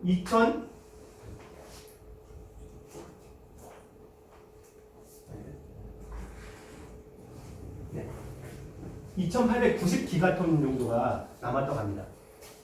그런데 산업화 이전 시기부터 2011년까지 1,890기가톤이 배출했답니다. 그냥 써버린 겁니다. 예산을. 그러면 1,000기가톤 남았죠. 그죠? 앞서 말씀드린 것처럼 2016년에 한 해 배출한 것이 52기가톤입니다. 52에 2자 빼고 50기가톤이라고 한다면 자, 이게 산수입니다. 1,000기가톤 남았는데 매해 50기가톤씩 배출합니다. 몇 년 남았죠? 20년 남았습니다. 2011년까지라고 했지 않습니까? 12, 13, 14, 15, 16, 17, 18, 19도 살았습니다. 빼겠죠. 12년. 근데 이건 또 2도시라고 말씀드렸어요. 그렇죠? 그러면 1.5도시라는 걸 다시 생각해서 이산화탄소에 초점 맞춰서 얘기하면 우리한테 2018년부터 남은 게 420기가톤입니다. 3분의 2 그 확률로. 근데 우리가 매년에 42기가톤씩 배출합니다. 이산화탄소. 10년입니다. 2018년이라고 했죠. 18, 19를 살았습니다. 그래서 일을 해야죠. 툰베리가 2019년 여름에 8.5년이라고 했던 이유가 그런 겁니다. 그런데 아직 최악의 상황이 끝난 게 아닙니다. 일단은 배출제로 하면 어느 순간 이렇게 끊어져서 배출제를 해야 된다는 얘기를 하는 거고요. 1.5도로 하면 한 50년까지 배출제로 하고 20년을 생각한다면 한 70년이나 80년 정도까지 하는 보여주는 그랬습니다. 그런데 앞서 하는 것은 티핑 포인트라는 게 있다고 말씀드렸지 않습니까? 동토층에 뭐 메탄이 나온다든지 이런 걸 계산하면 과학자들은 마이너스 100기가 톤을 빼야 된다고 제안을 하고 있습니다. 그걸 빼고 등등하면 우리한테 남은 시간은 5.5년 정도 남았을 거라고 추산할 수 있습니다. 여러분 나이에 5.5년을 더해봅시다.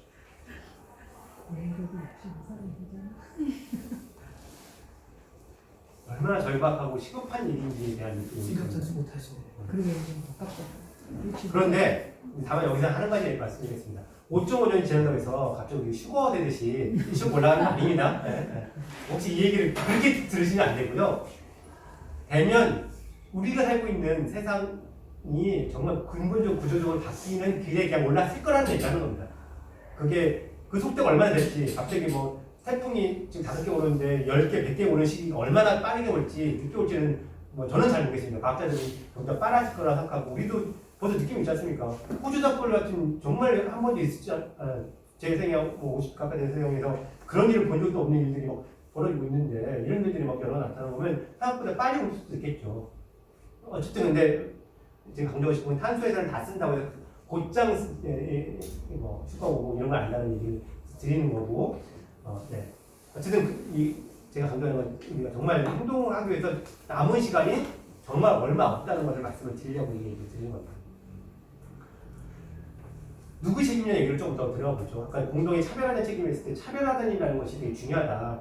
결론부터 말씀드리면 이 정의롭고 차별에 대한 얘기를 정확히 묻지 않으면 누가 행동에 나설까? 아니면 밥 같이 먹고서 N분의 1을 하고자 하면 이 사람들이 돈을 낼까? 안 내지 않을까요? 그것 때문에 이게 중요하다라는 얘기를 드리는 겁니다. 이 그림은 뭐냐면 전 세계에서 온실가스 배출을 누가 많이 하는지를 그 2009년도 기준으로 국가단위를 했습니다. 미국보다 중국이 많죠. 그래서 유럽연합을 합쳐서 보여주기도 하니까요. 일본도 있고 한국이 있고 한국도 상당히 크죠.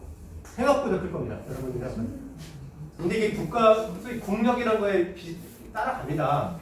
한국이 경제 규모에서 10위권 안쪽으로 있습니다. 이런 수출량 이런 등등을 하면요. 2017년에 18년에 한국이 온실가스 배출량으로 이산화탄소 배출량으로 7위 했습니다. 세계 7위요. 그리고 아마 2019년도에 바뀌었을 겁니다. 아직 이 통계 안 나왔는데 독일을 추격했을 겁니다. 누군가 그렇게 얘기하더라고요. 축구도 이기는데. 무슨 일이 아니겠죠? 네. 그런데 이 그림은 뭔가 감추고 있는 것들이 얘기하고 있지 않은 것들이 있습니다. 뭘까요?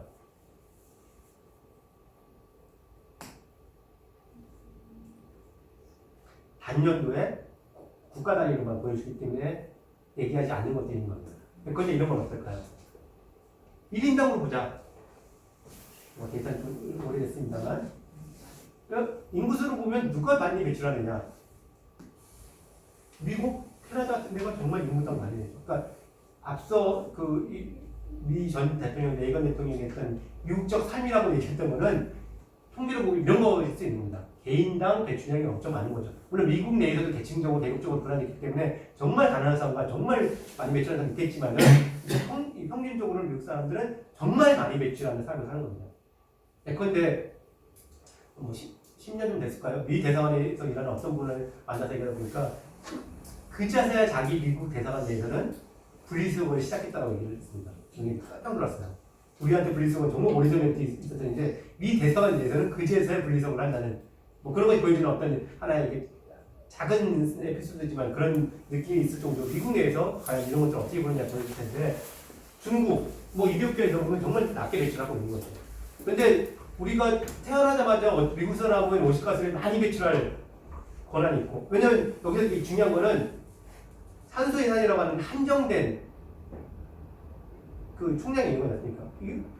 이걸 얘기하기에 따라서 소위 공유제, 뭐 영어로 커먼즈 이런 거라고 볼 수 있는 거죠. 공통의 어떤 것들 누구나 사용해야 되는 권한이 있는 예를 들면 거기다 많이 배출하면 지구가 문제가 되니까 누군가를 많이 배출하면 누군가를 덜 배출해야 되는 문제가 되지 않습니까? 그러면 공공재, 공유재, 뭐 커먼즈라고 불리는 이런 걸 해서 간다면 누군가 태어나자마자 미국 사람은 난 더 많이 배출할 수 있는 권한이 있어 라고 주장할 수 없지 않습니까?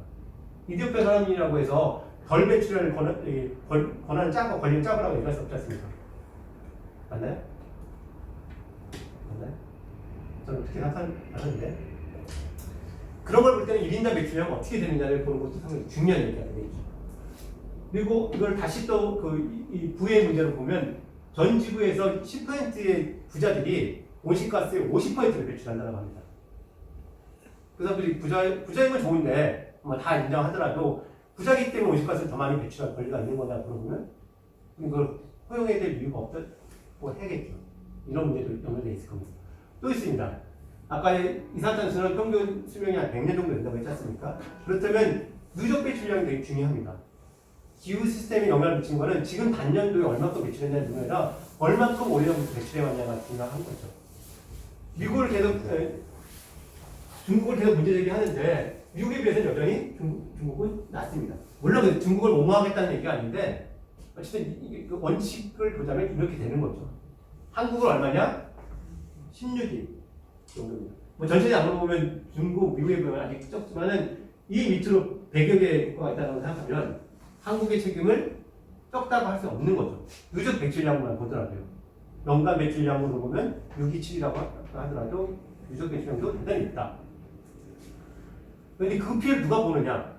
한마디로 못 사는 사람들, 못 사는 국가들, 국제적으로는 못 사는 국가들이 보고 미국적으로는 못 사는 사람들이 보는 거죠. 예컨대 어떤 분은 그 기생충을 이런 방식으로 읽는 분들 계시더라고요. 저 위에서도 비가 이 마당에 텐트 치고 이렇게 우아하게 놀 수 있는 아이들 놀 수 있는 이과 저 밑으로 우리 영역에서 전기까지 쏟구쳐오는 사람들 사이의 차이가 이런 걸 보여주는 거 아니냐라고 또 해석하는 분이 있습니다. 그런 그 해석 공감할 수 있는 거죠. 여기서 생계형 배출과 사칙성 배출이라는 개념이 상당히 중요할 수도 있습니다. 1990년에 뉴 회담을 열기 위해서 처음으로 그런 얘기를 합니다. 각각의 국가들은 얼마나 온실가스를 배출하는지를 알아야 협상이 되잖아요. 그러니까 그전에 없었던 정보입니다. 근데 이걸 만들기 위해서 각국이 정부가 얼마나 온실가스 배출했는지를 통계 같은 걸 내는데 통계라는 게 자체가 어떤 기준으로 내느냐에 따라 당연히 달라지니까 이게 논쟁이 됐습니다. 그 중에 하나가 세계자원연구소가 선진국에 기반한 그 연구소죠. 거기가 온실가스 순위를 매겼는데 인도가 엄청나게 높은 순위에 나왔습니다. 30년 전 인도입니다. 특히 인도가 그 가난한 나라에 인구도 많은 나라에 그래가지고 인도 과학자들이 화가 난 겁니다. 그래서 막 따져봤더니 여러 가지 문제점을 발견했습니다. 그래서 그러면서 얘기한 사람이 이런 겁니다. 우리 농민들이 가난한 농민들이 먹고 살려고 소를 키우고 논농사 짓고 하는 것에 나오는 어떤 특히 메탄 같은 류의 배출량과 너희들은 큰 집 짓고 큰 차 몰고 엄청 1시간씩 출퇴근한다고 배출하는 이런 것들 같냐? 사칙성 배출과 생계형 배출이 같냐라고 질문을 했습니다. 이 대립구들을 동감할 수도 있고 무슨 일이야? 지구를 온난시키는 건 둘 다 똑같은 온실가스지. 무슨 맥락에서 나오는 게 이게 뭐 중요해? 그렇게 따지면 다 문제지, 다 사정이 있지 이렇게 얘기하는 사람도 있고 그래 그거는 문제야. 사치성 누군가 더 편안한 삶을 살려고 더 많은 소비를 하려고 배출한 거하고 근근히 먹고 살려고 하는 사람들이 배출한 거하고 같을 수 없지라고 인정하는 사이에 중요한 선택도 있는 거죠. 그래서 그 선택 내에서도 어느 쪽을 편을 들 것인가 하는 것도 되게 중요한 윤리적, 도덕적, 정치적인 선택일 수 있는 겁니다. 여러분들은 어느 쪽에 편을 드시겠습니까? 고민을 해주시고요. 그 얘기가 바로 이런 얘기가 관련돼서 질문을 할 수 있습니다. 기후 부채라고 하는 단어가 있습니다. 빚이죠, 빚인데 선진국들은 온실가스를 계속 그동안 많이 배출하면서 자기들 잘 먹고 잘 살기 위해서 배출하면서 지구의 청원이라는 공동의 공간에서만 배출했고 그 영향이 자연재해를 낳고 자연재해이 소위 못 사는 사람들한테 피해를 주었다라고 얘기한다면 그러면 못 사는 사람들 입장에서는 선진국들이 우리한테 빚을 진 거야 라고 주장할 수 있다는 거죠. 이 얘기는 맥락이 있습니다. 1960년대, 70년대, 80년대까지 와서 이 남미에서 소위 종속이론이라는 게 있지 않습니까? 그 남미를 볼 때는 과거 식민지였던 이런 제3세계에 선진국들이 돈을 막 빌려줘서 경제관을 개발이라는 입장에 돈을 빌려주거나 직접 투자를 하거나 해가지고 소위 막 엄청나게 착취해 나갔죠. 그러면서 끊임없이 빚졌으니까 돈 달라고 얘기하면서 이렇게 강요를 했죠. 그래서 밀레니엄 들어오면서 그 희년 이런 운동하면서 부채 탕감 운동했던 이런 얘기도 기억나실 겁니다. 그런데 그때 주장했던 사람들이 이런 남미의 사람들이라면 너희들이 우리한테 돈을 빌려준 거 그게 문제가 아니라 너희들이 우리한테 착취해서 뺏어간 게 더 크다라고 주장을 했습니다. 그런 맥락과 비슷한 논리가 있는 거죠. 그래서 기후 변화 관련해서 너희가 온실가스를 배출하면서 너희들 그 불을 살찌우기 위해서 지구 전체를 오염시켰고 그 피해가 우리한테 피해졌고 그것이 엄청나다. 그걸 플러스 마이너스 하면 너희들이 우리한테 빚을 갚아야 된다는 얘기를 한 겁니다. 미국, 독일 등등 선진국들한테는 채무기라는 지위를 부여했고요. 중국, 인도, 방글라데시 이런 데는 기후 채권국이라는 지위를 부여했습니다. 이건 얼마나 갚아야 되는 숫자도 계산됐습니다. 2000년 중반쯤이에요. 숫자들이 좀 나오는데 계산을 했습니다. 물론 이 국제사회에서는 공식적으로 인정을 안 했죠. 유엔은 이런 걸 인정을 못하는 거죠. 왜냐면 선진국들이 지휘하다 보니까 이건 이해가 공식적으로 받아들이지 어렵겠죠. 아무튼 이런 주장을 하고 있습니다. 근데 이것 따르면 한국은 채권국일까요? 채무국일까요? 채권? 누구한테 받을 권리가 있다? 채무국? 어느 쪽일까요? 두개 다요? 누구한테는 받고 누군가는 누구는 우리 누구한테는 받고 이렇게 그런 사람 못해봤는데 근데 한 통장이라 생각하고 계산해보면 여기서는 이 채무국을 합니다. 2000년대 중반 심지어 일지라도 지금 그 사이에 15년 동안 우리가 엄청나게 우리가 확고한 채무국일 겁니다. 이 계산에 이런 논리 얘기합니다. 우리가 얼마나 채무국을 생각하고 있는지 이런 질문을 해보겠습니다. 여기서 이 얘기를 꼭 할 수밖에 없는데 이런 얘기 쭉 하고 나면 그런 얘기를 많이 하십니다. 기후변화 그냥 알겠어. 취급하지 않겠는데 어떻게 기술 발전하면 좀 어떻게 안 돼? 그런 얘기 많이 하시잖아요. 왜냐면 그런 얘기 밑에는 이런 생각을 하십니다. 우리 사회가 나의 삶도 그렇고 우리 사회가 그렇고 등등이 바뀔 것 같지 않으니 당사자한테 말씀드렸습니다. 극단적인 얘기지만 여러분이 걸어서 돌아가기 쉽게 아니잖아요. 그죠? 그리고 갑자기 내가 살고 있는 집과 직장이 거리가 있는데 내가 집을 직장 옆으로 이사해가지고 걸어다니면 좋겠지만 그렇게 할 수 있는 가능성이 대단 없어 보이고 나의 노력이 아니라 직감의 문제인데 나 뭐 어쩌나요? 이렇게 생각하면 어쩔 수 없잖아라고 생각하는 사람들 입장에서 보면 이런 거 사회 변하는 거 힘들고 안 될 것 같으니까 그걸 놔두고 뭔가 기술이 발전해서 나는 별 노력 안 하더라도 뭔가 좀 바뀔 수 있는 방법 없을까? 라고 생각하기를 좋아하겠죠. 더더구나 지금의 경제적 이해관계가 지금 시스템에 있는 사람들은 더 그렇겠죠. 그런데 항공사 회장님은 어떤 생각할까요? 비행기 더 많이 타고 다니고 그래 돈 벌고 그게 온실가스 영향을 뭔가를 이렇게 기후변화를 야기하지 않았으면 좋겠잖아요. 그렇게 생각할 거 아닙니까, 그죠? 철강회사, 석유회사 회장들 이런 그런 사람한테는 기술적 솔루션이라는 게 상당히 관심이 대상이겠죠. 즉 온실가스 계속 배출해도 지금까지 시스템을 하더라도 기후변화는 안 왔으면 좋겠어. 그런 일종의 야망, 꿈, 잘못되면 확대 이런 것까지 포함한 이를 반영한 게 지구과학이라는 개념이 있습니다. 이건 상당히 공학적인 방식의 이해이기도 합니다. 선생님이 태양을 하시고요. 제가 지구를 하면 공학적입니다. 여기 공학이라는 걸 개념에 공대에 혹시 나오신 분이나 이런 쪽에 있으시면 조금 이해될 텐데 다른 것들은 빼고 완전 기술적인 측면을 보는 겁니다. 태양이 저한테 태양빛을 쏘시는 겁니다. 지구에. 근데 일정한 거리가 있고요. 그죠? 들어오는 양이 한정돼 있습니다. 그런데 제 배 주위에 온실가스를 막 채워가지고 옷을 계속 입는 거니까. 입는 거죠. 그런데 이것을 온도를 낮추고 싶은 겁니다. 그럼 어떻게 될까요?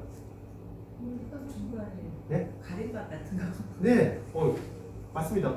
비 들어오는 거를 좀 막았으면 좋겠어요. 어떻게 막죠? 인공위성을 막 싸가지고 바깥에다가 그늘막 같은 거 치는 겁니다. 비 들어오는 건 줄겠죠. 이런 것도 하나의 공학적인 발상입니다. 네? 또 하나는 뭐가 있을까요? 비슷한 방식이 시간이 많이 이거는 좀 더 현실적인 이 얘기는 SF 같잖아요, 그죠? 좀 더 현실적인 방식은 최근에 그 필리핀 화산 폭발했죠. 성취구까지 먼지가 올라왔습니다. 근데 사실 비슷한 게 90년대에 있습니다. 거기서처럼 화산이 폭발하면 성취권에다가 그 먼지를 쭉 뿌립니다. 그러면 당연히 바깥에다가 저기 뭐 인공위성 쏜 것처럼 빛이 들어오는 거를 줄입니다. 그래서 그때 한 0.5도 정도가 전지구 온도가 떨어졌어요. 와, 이거다. 사람이 생긴 거다. 누굴까요? 돈 많고 기술력 있고 한 사람이 빌 게이츠 같은 사람이 이 구상을 직접 하고 있습니다. 성취권에다가 그 먼지를 황산화 염이라는 먼지를 뿌려가지고 온도를 줄이겠다 이런 생각을 하는 겁니다. 근데 문제는 이거를 한번 뿌리고 나면 가라지니까 지속적으로 줄여야 됩니다. 주구장창 뿌려야 되는 거예요. 만약에 했다가 낮아지면 온실가스는 제가 더 많아서 옷은 더 껴입었고 빛은 들어오던 게 줄었는데 갑자기 사라지니까 빛은 더 보전 들어오면 또 난리 나겠죠. 뿐만 아니라 이게 계속 유지되더라도 지구 시스템에서 0.5도라는 숫자 떨어진 것뿐만 아니라 지구 시스템 자체가 거의 그대로 있을 거냐. 일부 관찰에 의하면 그것 때문에 어떤 지역은 가뭄이 오고 어떤 지역은 홍수가 오고 완전히 지구 시스템이 난리가 났다고. 그래서 온도를 낮추는 것을만 목표로 해서 그렇게 하는 것이 맞냐, 위험하지 않냐 이런 얘기를 계속 비판적으로 하고 있는 것이기도 하죠. 근데 그 사람들은 그런 거 중요하지 않죠. 온도를 낮춘다는 게 생각있고 특히 뭐 빌 게이츠는 알지만 아까 했던 그 항공사 회장님 같은 이런 분들 입장에서는 비행기 계속 탔으면 좋겠지 뭐 그런 거 신경 안 쓰잖아요. 그런 사람들은 이런 얘기를 하는 거죠. 그런 방법 중에 하나가 아까 했던 조금 논쟁적일 수 있는 게 BECCS라는 게 있습니다. 그러니까 앞으로 우리 꼭 접하게 될 얘기니까 좀 설명을 드리겠습니다. B라는 거는 바이오 에너지입니다. 그리고 CCS라는 거는 탄소 포집 저장이라는 단어입니다. 카본 캡처 스토리지라는 단어의 약자입니다.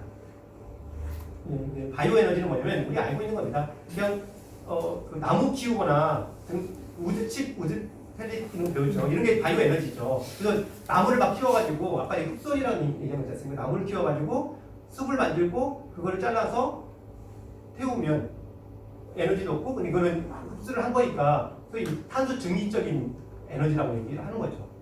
근데 그거를 숲을 많이 키워가지고 이 대기 중에 있는 이산화탄소를 많이 받아들이겠다는 겁니다. 그러면 대기 중으로 또 이산화탄소를 낮추는 효과가 있죠. 이게 바이오 에너지입니다. 근데 이거를 플러스 CCS를 붙인다는 건 뭐냐면 CCS는 탄소를 포집에 저장한다는 거죠. 태워 다시 대기 중으로 나가면 소위 속된 말 똔똔이 되니까 문제가 있으니까 지금도 가득 차 있는 상태를 조금 낮췄다 다시 보내면 안 되니까 받아들여서 그걸 땅속이든 뭐든 이렇게 대기와 경유된 데 밀어넣겠다는 겁니다. 그러면 완전히 마이너스가 되니까요. 공학적으로 이해되셨죠? 문제는 두 가지 있습니다. CCS라고 불리는 이 탄소를 정말 대기 중으로 오랫동안 장기적으로 저장을 안전하게 할 수 있을 거냐는 얘기입니다. 어디다 저장하지? 그 많은 거를? 뭐 지금은 일부 유전 캔 빈 공간 유전 같은 데를 밀어넣어가지고 일부 실험적으로 하고 있는데 그건 좀 한정적이고 지금 우리가 제거해야 될 CCS 쪽에서 이산화탄소의 양을 보면 그걸 다 될까? 이런 생각이 들기도 하고 이 지질구조 흔들리면 그거 다 빠져나오지 않을까? 이런 고민들을 합니다. 그래서 CCS라는 기술 자체가 꽤 오래전부터 개념적으로 나왔는데 안정적으로 상업적으로 운영되는 게 거의 없습니다. 그리고 있다 하더라도 일부 실증사고 하는 것도 값이 너무 비싸요. 이런 기술적인 쟁점이 있고요. 문제는 그걸 빼더라도 바이오 에너지를 그러면 얼마나 키워야지 나무를 얼마나 키워야지 대기 중의 온실가스를 안전하게 줄일 수 있을 거냐. 일단 많이 키워야 될 것 같죠. 많이도 진짜 많이 키워야 됩니다.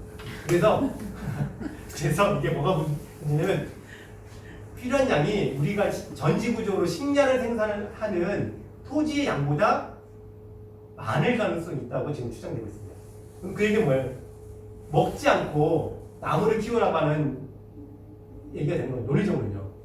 우리가 허용할 수 있는 상황인지. 그러니까 뭔가 되게 모순적인 상황인데 그저 지금까지 온실가스 배출하는 건 다 배출하고 사고를 치고 나가지고 사후적으로 수습하자고 하는 이런 아이디어라는 게 정말 현실적이냐라고 하는 얘기들을 하고 있는 겁니다. 그래서 이게 뭐가 문제냐면 필요한 양이 우리가 전지구적으로 식량을 생산하는 토지의 양보다 많을 가능성이 있다고 지금 추정되고 있습니다. 그럼 그 얘기는 뭐예요? 먹지 않고 나무를 키우라고 하는 얘기가 되는 거예요.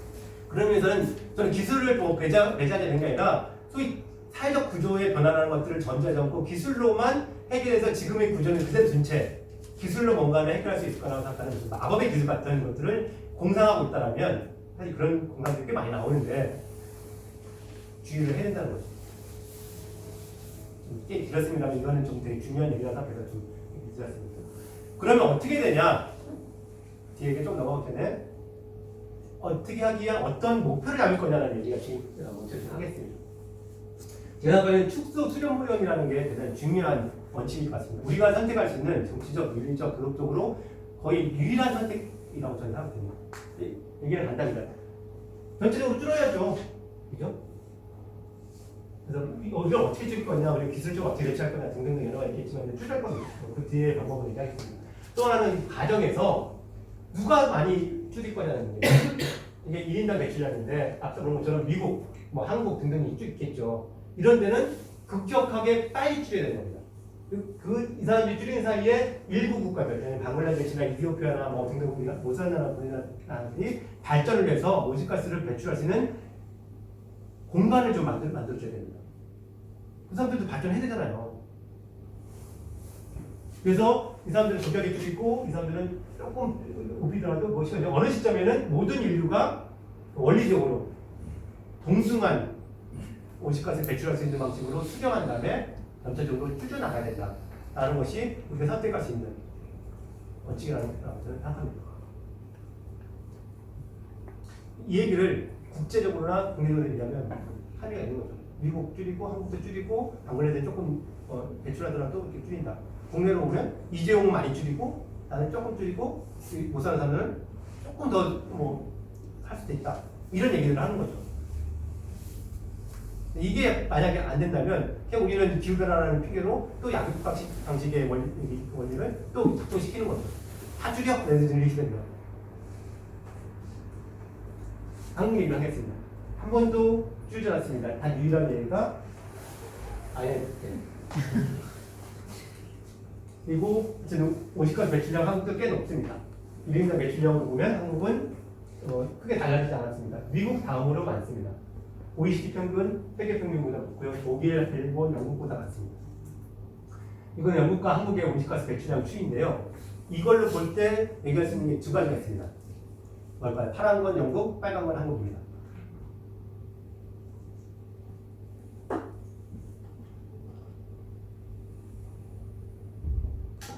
(1번) 영국 나쁜 놈이다. 이 아래 그래프 안쪽이 아까 말했던 탄소 예산이라고 생각할 수 있습니다. 얼마나 배출했는지. 엄청나게 배출한 겁니다. 그죠? 한국에 비하면. 한국은 그때가 60년, 70년 되니까 이 면적이 다르죠. 그죠? 그러니까 한국에 비해서 영국은 나쁜 놈이다. 우리는 덜 나쁜 놈이다. 요것만 비교하면. 두 번째, 영국은 확 떨어져서 한국은 계속 올라가. 그죠? 이유가 뭘까요? 산업 구조에 관한 얘기입니다. 뭐 복잡한 얘기겠지만 그래도 이 그래프만 가지고 하면 영국은 이전에 기계, 자동차 뭐 이런 등 소위 제조업이 꽤 많았는데 그걸 다 밖으로 빼냈습니다. 한국은 여전히 갖고 있습니다. 자동차 산업, 정유 산업, 뭐 철강 산업 갖고 있습니다. 그러니까 높아진 겁니다. 이쪽은 뭐 금융 같은 거 서비스 산업으로 하기 때문에 낮아진 겁니다. 물론 그 외에도 재생에너지를 늘린다는 효과들이 있고 한국은 재생에너지 안 늘리고 했으니까 가는 효과입니다. 어쨌든 근데 이거는 재생에너지 효과라든지 뿐만 아니라 산업 구조가 어떻게 변할 것이냐. 즉 우리한테는 에너지 다소비 산업을 계속 유지한 채 뭔가 온실가스를 줄인다는 것이 가능할 거냐는 질문을 하게 만드는 그래프이기도 합니다. 2020년까지 저희가 이 파란선으로 가기로 했어요. 2009년 이명박 대통령 때 얘기했습니다. 그런데 실제로 빨간색은 현재 그 시정치인데요. 전혀 안 가고 있죠. 그냥 계획은 계획이고 나는 나대로 할래 라고 하는 것이 이건 보여줍니다. 다행이라면 이게 이번에 19년에 정부가 낸 공식 보고서 내에 그래도 인정을 했다는 게 그나마 다행이라는 말이 듭니다. 우리가 2030년에 아까 말했던 유엔에 내기로 했던 냈습니다. 2015년에 2030년까지 5억 3천만 톤 정도를 줄이겠다라고 배출을 약속을 했습니다. 그런데 2012 20년에 올해 다시 한번 써서 얘기를 했죠. 말씀드렸습니다. 근데 한국은 무슨 똥배짱이 보이는데 5억 3천만 톤을 그대로 써서 내겠다고 합니다. 우리 못 줄여! 뭐 이게 이유입니다. 그런데 그건 뭐 한국 사정이고 국제사회의 측면에 보면 정말 한국 깡패국가라고 할 수 있는 거죠. 그걸 보이는 하나의 얘기인데 한국처럼 온실가스를 많이 배출하고 1인당 그리고 뭐 연간 그리고 누적 배출량 많이 배출할 뿐만 아니라 한국처럼 돈도 잘 벌고 능력 있는 데가 여기 3억 5천만 톤 정도까지만 배출한다면 만약 그런 식의 태도로 다른 국가들이 다 똑같이 한다면 우리는 3도 내지는 4도로 올라갈 거야. 너희들은 매우 불충분한 국가야 라고 얘기했는데도 한국 이거 알고 있어요. 그러면 똑같이 쓸 거야 라고 한 겁니다. 이유? 산업계가 안 된대. 그 전기비 그 석탄 발전소 못 줄인대. 생각은 이유.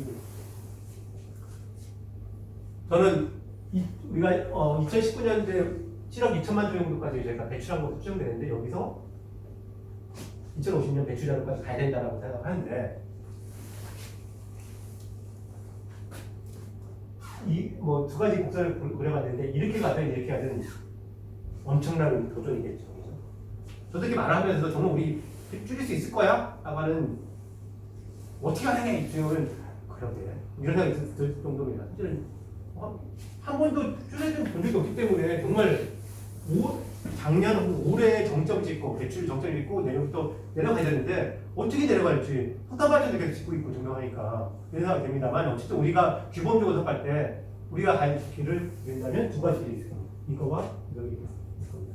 그런데 아까 말했던 기후 정의에 어떻게 생각하고 기후 채무국의 그런 거에 입각해 본다면 이것보다 이 길이 저희한테 더 정치적으로 법적으로 올바른 길일 겁니다. 참 힘든 얘기죠, 그죠? 이길 것도 어렵습니다. 정말 우리 고민을 해봐야 되고 어떻게 할 것인지 얘기를 해야 될 상황입니다. 뭐 할 거냐? 빠른 속도를 좀 가져가겠습니다. 알겠는데 진짜 현실적으로 어떻게 되냐고 물어보면 당장 현실적으로 어떻게 할지 직답을 하기는 뭐 되게 몇 가지 얘기를 하겠지만은 하기는 좀 어려울 것 같고 다만 우리가 어떻게 접근할 것인가에 대한 얘기를 좀 하고 싶습니다. 막막한 상황에서 원칙적인 접근의 방식을 선택하는 게 중요한 것 같습니다. 우리가 미래에 대해 얘기할 때 미래를 계획하거나 이럴 때 두 가지 방식이 있을 것 같습니다. 하나는 소위 포캐스팅이라고 할 때 얘기하는데 포라는 건 앞으로는 뜻이고 캐스팅이라는 건 던진다는 뜻이죠. 과거의 어떤 추세에 반영이 된 미래가 어떻게 될 거라는 예측을 하거나 그걸 노력하자 이렇게 얘기하는 겁니다. 즉 그러니까 GDP라든지 이런 거를 그렇게 하는데요. 여러분이 예를 들면 10년 전에 한 100만 원 받았는데 예를 들면 매년 5만 원씩 임금이 인상했다고 하면 지금 150만 원 됐고 앞으로도 매년 5만 원씩 인상이 될 거야라고 예측을 해볼 수 있겠죠. 그렇죠? 근데 이건 좋은 일일 수 있습니다. 근데 온실가스를 생각하면 옛날에 10년에 100을 배출했는데 매 해마다 50 배출이 들어왔으니까 지금 150 됐는데 앞으로도 50 증가할 거야라고 50 예측하면 안 되잖아요. 그죠? 이런 예측은 소위 포캐스팅 방식의 이런 예측은 지속 불가능성에 관한 얘기를 할 때는 우리가 어떻게 할지에 대한 미리 생각을 해볼 수 있어도 그거를 가지고 하면 우리는 소위 망하는 거지 않습니까? 그래서 방식을 바꿔야 된다는 겁니다. 백캐스팅 방식이라는 쓰자는 건데 규범적 방식이라고 합니다. 백은 뒤로 던진다는 뜻이겠죠. 백캐스팅은요. 제가 지금 20년이라면 2050년을 미리 가보는 겁니다. 가서 2050년에 우리가 바람직한 미래가 뭔지를 물어보는 겁니다. 그러니까 이런 경우에는 배출 제로다. 라는 이런 걸 물어보는 거죠. 그리고 그래서 2020년에서 2050년의 목표를 달성하기 위해서 우리는 무슨 일을 해야 되지? 하나씩 방법을 찾아내는 겁니다. 그리고 나서 이 정도까지 가야 되는 거라 하면 여기서 이 정도를 먼저 움직이는 겁니다. 그리고 그 다음에 움직이는 거고요. 이런 백캐스팅 방식, 기본적 방식이라는 것을 차용해야 된다는 생각을 하는 겁니다. 근데 이 방식이 갑자기 어려운 방식이 아니라 여러분들이 일상에서 쓰는 방식이긴 합니다. 여행을 갈 때 여러분들이 어떻게 하시나요? 여행 갈 때 뭐부터 하십니까? 여행을 가겠다라는 마음으로. 그죠? 해서 어딘가 목적지를 정하시잖아요. 그게 뺏겠습니다. 목적지 정하고 그리고 거기까지 가기 위해서 뭘 해야 되지? 티켓팅을 해야 되고 뭐 어디를 경유해야 되고 예산을 얼마나 더 짜야 되고 이런 일을 해서 갔다 오는 거 아닙니까? 근데 평소에 우리 백케이싱 방식을 이렇게 쓰는 겁니다. 이렇게 하자는 겁니다. 2050년까지 현재 추세에서 가다 보면 진짜 절망스럽고 불가능한 일이겠지만은 규범적으로 그렇게 가자라고 정하고 지금 무엇을 할 것인지를 적어도 30년이라는 시간 동에서 하나씩 반을 듣자는 겁니다. 그걸 본인이 백케이싱 방식이라는 설명하는 거고요. 그렇다면 제일 중요한 거는 첫 번째는 목표를 정하는 거일 겁니다. 근데 그 전에 다시 따져보면 목표를 정하기 위해서는 상황의 심각성을 인식하는 거죠. 유엔 사무총장이 정말 심각하다. 과학자들이 얘기했던 것보다 이런 과학자는 IPCC라는 그 좀 남들은 국제기구니까 보수적인 과학자들이 얘기하는 것보다 더 심각하게 지금 상황이 벌어지고 있다. 긴급하게 대응해야겠다라고 얘기하는 이런 것들.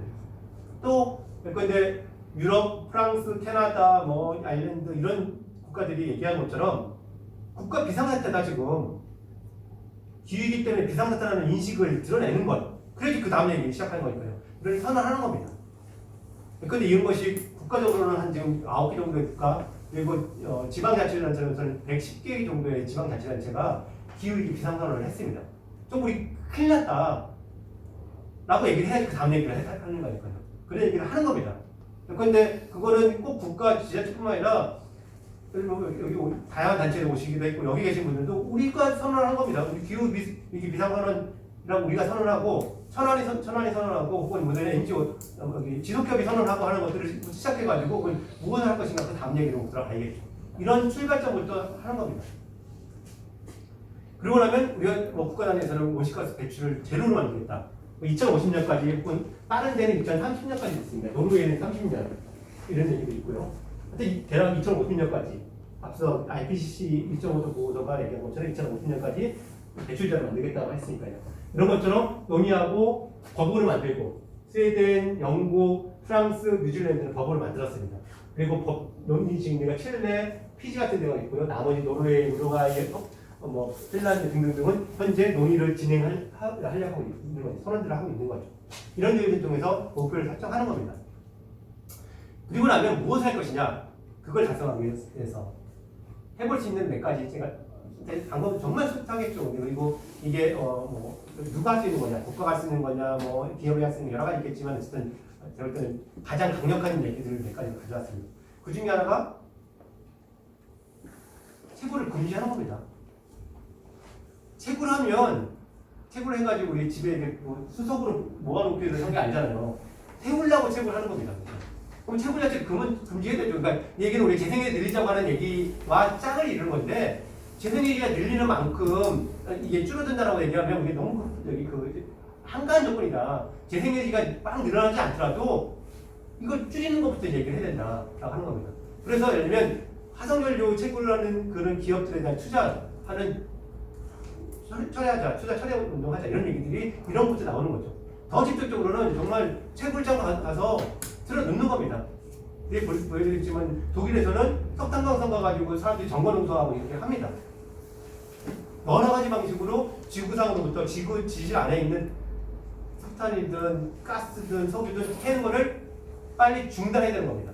이걸 다 태우면 2도, 3도씩은 그냥 넘어가는 겁니다. 당연히 캐낸 것, 태우면서 발전하는 석탄 발전소 없애자는 것도 당연히 있어야 될 거고요. 한국 60개 가까이 되는 석탄 발전소 이거 최근에 또 짓고 있죠. 가장 대표적인 게 강릉 안인하고 삼척 포스파 같은 그거 하나 지면 그동안 우리가 이렇게 저렇게 온실가스 감축하려고 했던 모든 노력이 한 큐에 스포로 들어갑니다. 그리고 근데 하겠다고 하고 있으니 이거부터 막아야 되겠지. 또 있습니다. 저도 여기 뭐 자동차 타고 왔는데 내연기관 자동차 사용을 중지시키는 겁니다. 그리고 그것의 생산도 중지시키는 겁니다. 뭐 판매를 중지할 거냐, 생산을 중지할 거냐 이건 기술적으로 여러 가지 전술 전략적으로 고민이 있긴 한데 그런데 유럽 지역들, 뭐 중국, 인도 같은 데서는 30년 내지 40년에 온실가스 배출 내연기관 그 판매를 중지하겠다고 선언하고 있습니다. 근데 흥미롭게도 한국은 자동차 생산국가 수출국가입니다. 연간 한 400만 대를 생산합니다. 350만 대를 국내에서 소비하고 250만 대를 해외에 수출합니다. 그 중에 미국 포함이겠지만 유럽, 중국, 인도 같은 데 포함됩니다. 근데 질문이 생기죠. 30년대, 빠르면 30년대, 30년, 40년까지 여기서 내연기관 차를 다 수입을 해서 판매를 안 한다면 이게 어디다 판매하죠? 한 사람이 2대씩 한국에서. 그거 아니면 400만 대를 유지할 수 없는 거 아닙니까? 이 얘기는 뭘 의미하겠습니까? 현대자동차가 뭔가 변해야 되고 현대자동차에 고용되어 있는 많은 노동자들이 뭔가 중대한 변화를 직면하게 될 거라는 겁니다. 지금도 슬슬 나오죠. 자동차 업계 뭐 고용 주장하겠다는 얘기 나오는데 저는 답답한 게 벌어진 이후에 노동조합이든 노동운동이 대응하는 게 아니라 선제적으로 대응했는데 선제적으로 대응하는 얘기를 별로 못 봤습니다.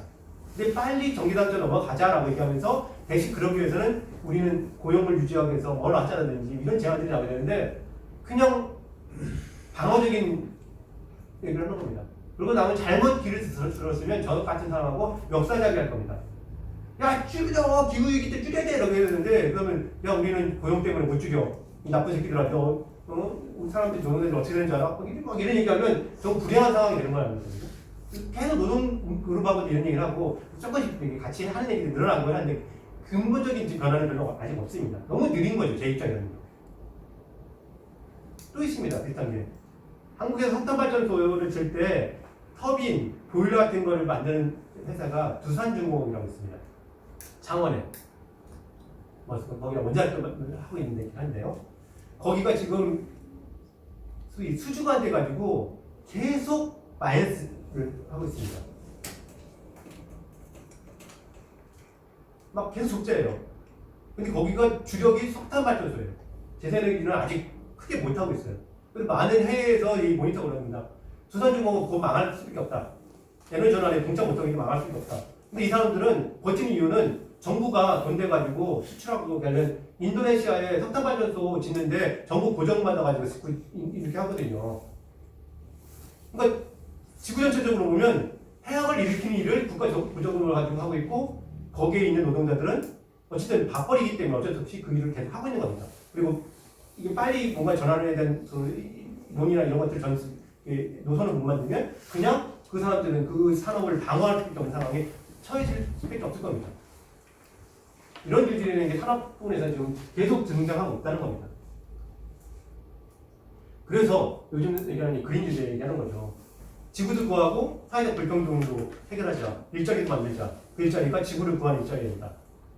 석탄발전소, 자동차 같은 데로부터 빨리 빼고 고용을 전환해서 숙련도 전환하고 어쨌든 뭐든지 방문해가지고 재생에너지, 집고치는 단열 강화시키는 것들 어쨌든 등등등의 지구를 구하는 여러 가지 일들이 있지 않습니까? 이런 일들로 빨리 전환 배치하고 해야 된다라고 하는 얘기를 하는 겁니다. 정의로 전환 얘기도 하고 녹색유전이라는 얘기도 하는 거죠. 심지어 더 나가면 이런 얘기도 합니다. 여기는 시민배당, 기본소득 이런 거에 대한 여러 가지 그 입장이 있을 수 있는데 하나의 그 제한 같은 건 이런 것도 있습니다. 미국에 나온 얘기인데요. 탄소세를 다 붙이는 겁니다. 그럼 물가가 당연히 높아지겠죠. 에너지가 높아지겠죠. 그러면 못 사는 사람들만 힘들어져 이렇게 얘기하겠죠. 근데 그 배당을 그걸 다 걷어서 n분의 1로 다 나눠주는 겁니다. 기본소득 혹은 시민배당이라는 아이디어를 가지고 거죠. 그래서 한편에는 온실가스를 낮추는 정책을 쓰고 그걸 통해서 사회적 불평등을 완화시키고 하는 방식으로 쓰자 이런 아이디어도 나오는 겁니다.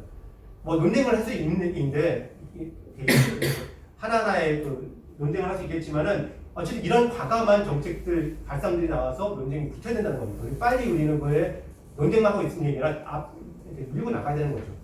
누가 주장할 건지, 아니면 뭐 녹색당이 할 건지, 정의당이 할 건지, 뭐 누가 할 건지 이 얘기를 빨리 해 나가서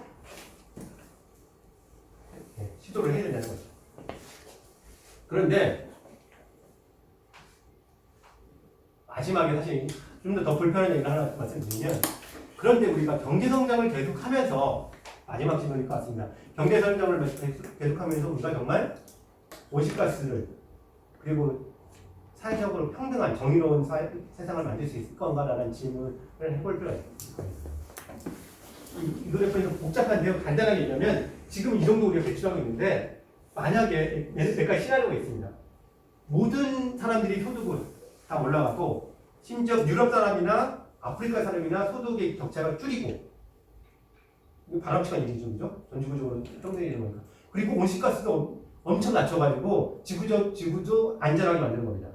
그런 게 가능하냐고 질문해서 봤더니 그러려면 이만큼의 기술적 효율성이 개선돼야 된다는 겁니다. 이걸 얘기했던 팀릭슨이라는 영국의 지속가능 발전이 있는 경제학자는 한마디로 불가능하다. 그래프를 그릴 수 있는데 저렇게 기술 발전을 만드는 것은 불가능한 데 가깝다라고 얘기합니다. 결론적으로 이 사람 이런 얘기를 합니다. 진실을 말하자면 90억 명의 세계, 지구 사람들이죠. 지속적으로 소득을 다 증가시키는 겁니다. 그리고 사회적으로 공정합니다. 아프리카 사람이나 유럽 사람이나 이 지역이나 우리나라의 뭐 저덕층이나 다 동일한 수준이 되고 그만큼 경제가 성장하고 또 생태적으로도 안전한 지속가능 사회를 만들 수 있냐라고 보면 그런 시나리오는 없다라는 얘기입니다. 그럼 세 가지 목표가 있죠. 경제 성장, 뭐 복지라고 표현되는 평등, 그리고 지속 가능성 세 가지를 모두 충족시킬 수 있는 방안이 있냐라고 질문하면 없다. 우리 뭘 포기해야 될 거냐? 지구를 포기할지, 사회적 정의를 포기할지, 경제 성장을 포기할지 이런 얘기를 할 수밖에 없는 거죠. 우리한테 고민을 많이 해야 돼요. 근데 그린 성장, 그린 뉴딜이라는 것 자체가 과연 탈성장이라는 의미와 어떻게 연결될지에 대해서 그러니까 그린 뉴딜만 하면 다 좋은 거니까 좋다 이렇게만 얘기할 수 있는 얘기니까에 대한 얘기를 하는 겁니다. 네, 진짜 마지막입니다.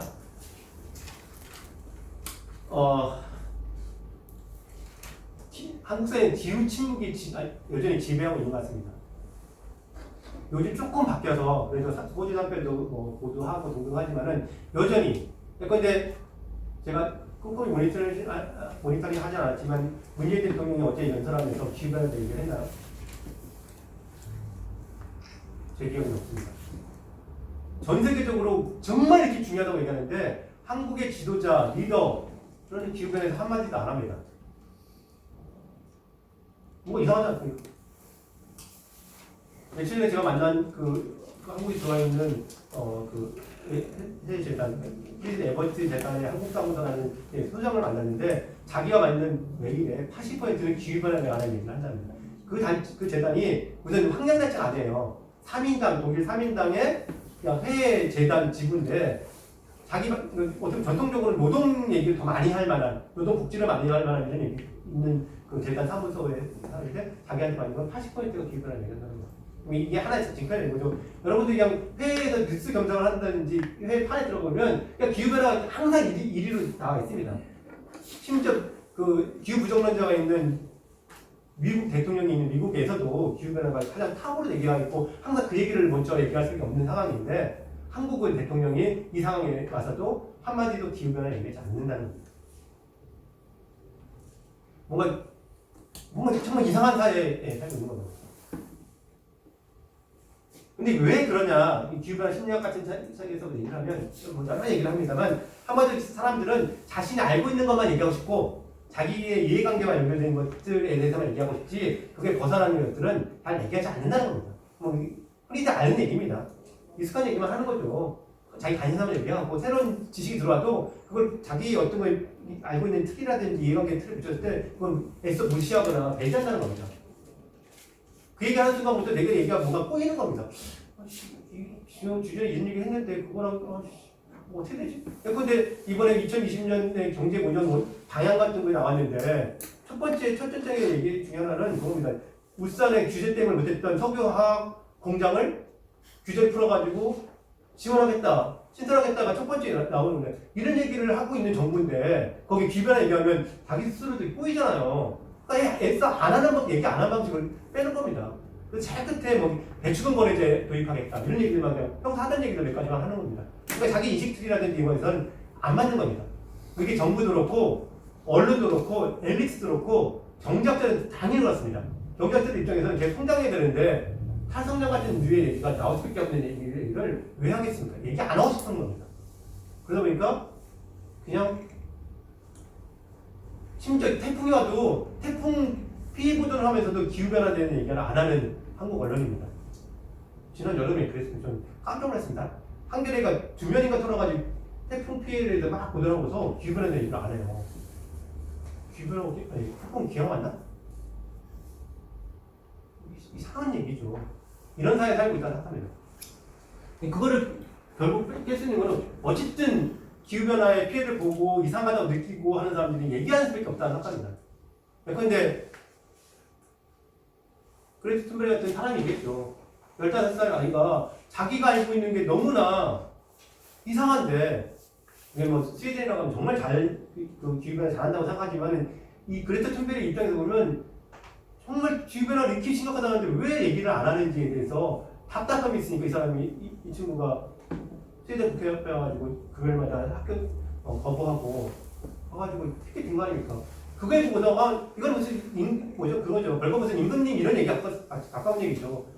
문제라고 하니까 사람들이 그래 문제야라고 이제 많은 특히 그것도 미래를 살아야 될 청소년들이 멈춰서 자기 이해관계 이런 것이 별로 크게 없는 사람들이 얘기하기 시작하니까 전 지구적인 나비 효과에서 한 말이니까 9월달에 전 세계에서 700만 명이라는 사람들이 거리 나와서 외치는 이유들. 한국도 마찬가지죠. 사실 부끄럽게도 기후위기 비상행동이라는 작년에 만들었던 이유도 저는 한국의 청소년들이 그 움직임에 저 개인적으로는 영향을 받았습니다. 너무 부끄럽습니다. 청소년들이 나와서 집회를 하는데 나는 그동안 10년 동안 기후변화를 한다고 연구도 하고 페이퍼도 썼는데 나는 뭐 하고 있는가? 나는 열심히 한다고 생각했는데 그 열심히 한 거 중요하지 않은 거죠. 진짜 문제를 바꿔내야 되는 거죠. 그걸 하자고 청소년들 나온 겁니다. 전 세계적으로 한국의 청소년들도. 근데 나는 뭐 하고 있나?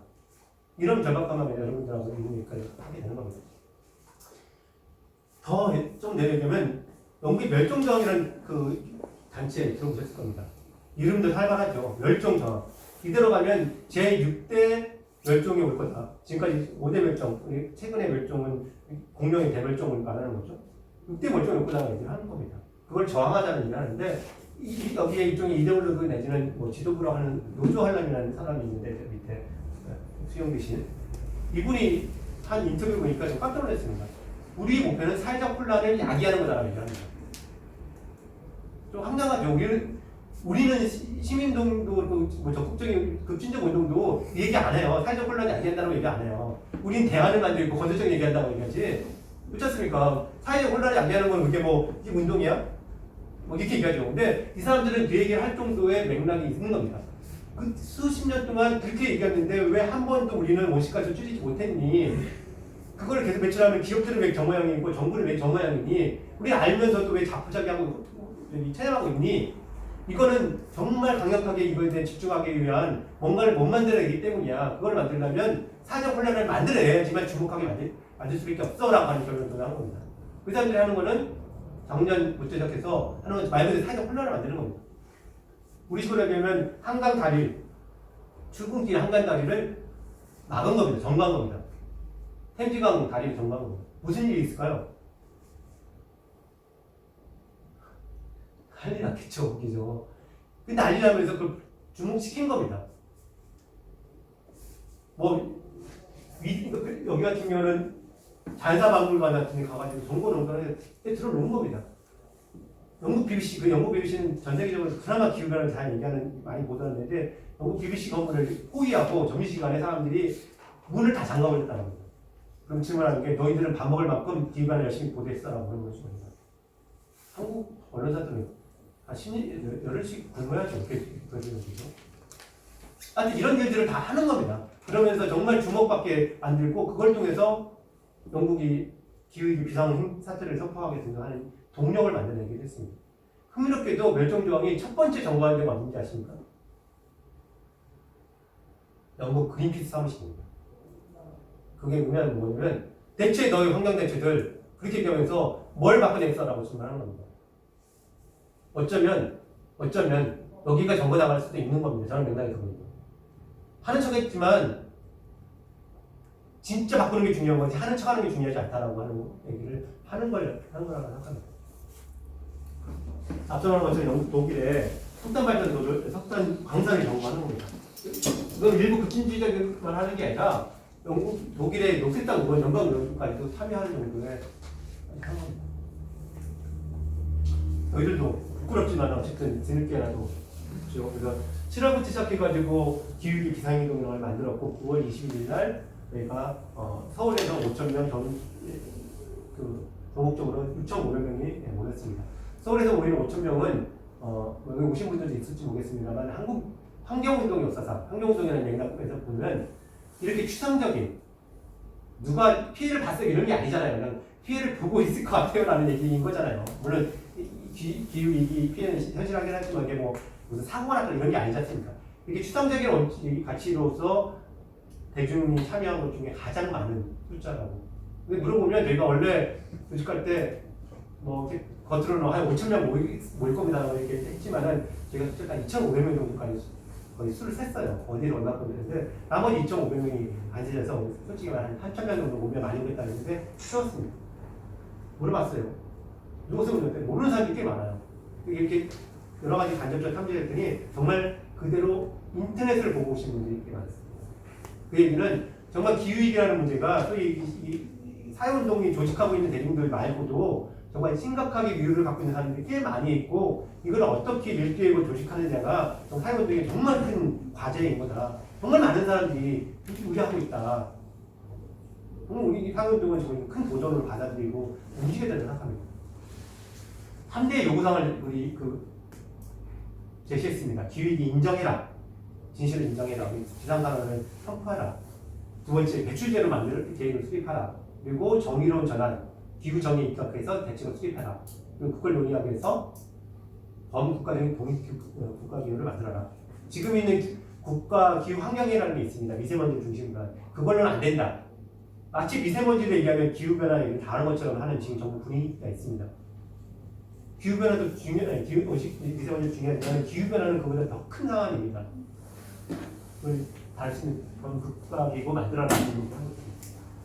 올해는 작년에 하고 나서 정말 남들 공부됐죠. 그러니까 대중운동의 가능성이 있다. 5,000명이 모인 게 어딨냐. 이 힘을 더 끌어올려야 된다라고 하는. 그리고 뭐 작년 그만두고 해결된 얘가 올해 정말 전 지구적으로 어떤 중요한 1년간의 싸움이 있기 때문에 전 세계에서 각국 정부를 온실가스 감축 목표를 새롭게 강하게 만들기 위해서 지금 계획들을 하고 있고 집계하고 조직하는 것들을 계획을 쭉 하고 이러고 있습니다. 한국도 해야죠.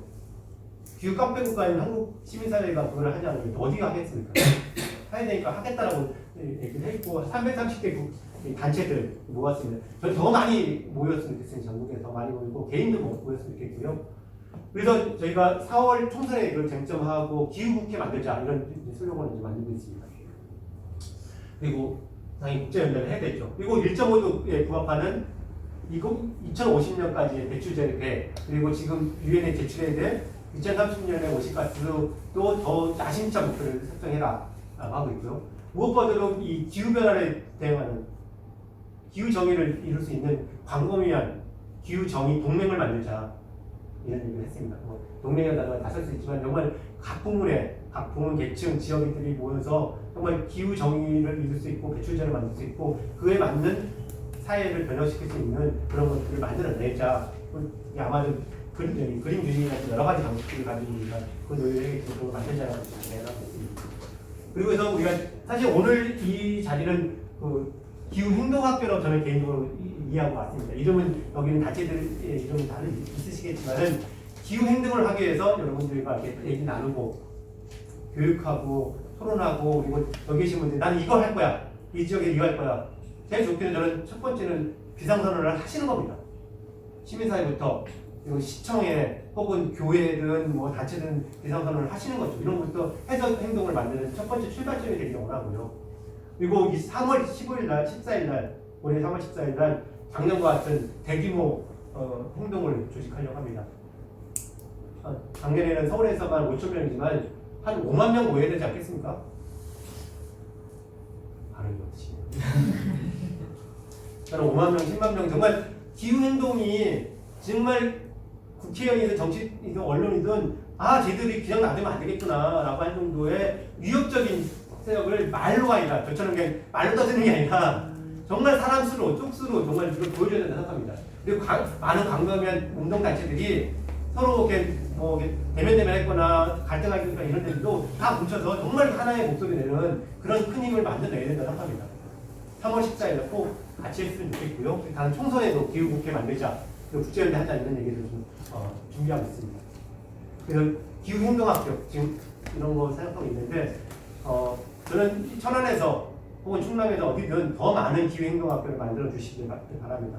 그리고 뭐 제가 와서 할 수도 있고 아니면 여기 내에서도 가능하면 지역 내에서 이 강사나 활동가들이 만들어주면 더 하도록 하는 게 더 바람직하겠죠. 예, 그렇게 되길 원하고 사실은 다음 주에 이틀에 걸쳐서 워크숍이 있습니다. 기획행정학교에 대한 워크숍이 있는데 한 40명 정도 오실 줄 아는 180명 와가지고 더 이상 못 받는 상황이 되어버렸습니다. 그래서 근데 여기에서 하는 자료 그리고 이거 다 영상을 찍기로 했기 때문에 편집을 하기 때문에 공유해 드릴 겁니다. 그걸 좀 보시고 상담 봉사실을 보시면서 어떻게 지역에서 기회행정학교를 만들 수 있을지 이것들을 얘기해 주시면 좋겠습니다. 마지막 다시 한번 강조는 3월 14일 날 2차 기회행동이 있습니다. 모두 전국 서울로 모일 건지 지역에 살 건지는 아직 논의 중입니다만 어쨌든 어디에 됐든 간에 여러분들 정말 많은 분들 교육하고 조직해서 힘을 보여주셨습니다. 네, 이것을 제 강의 마치겠습니다.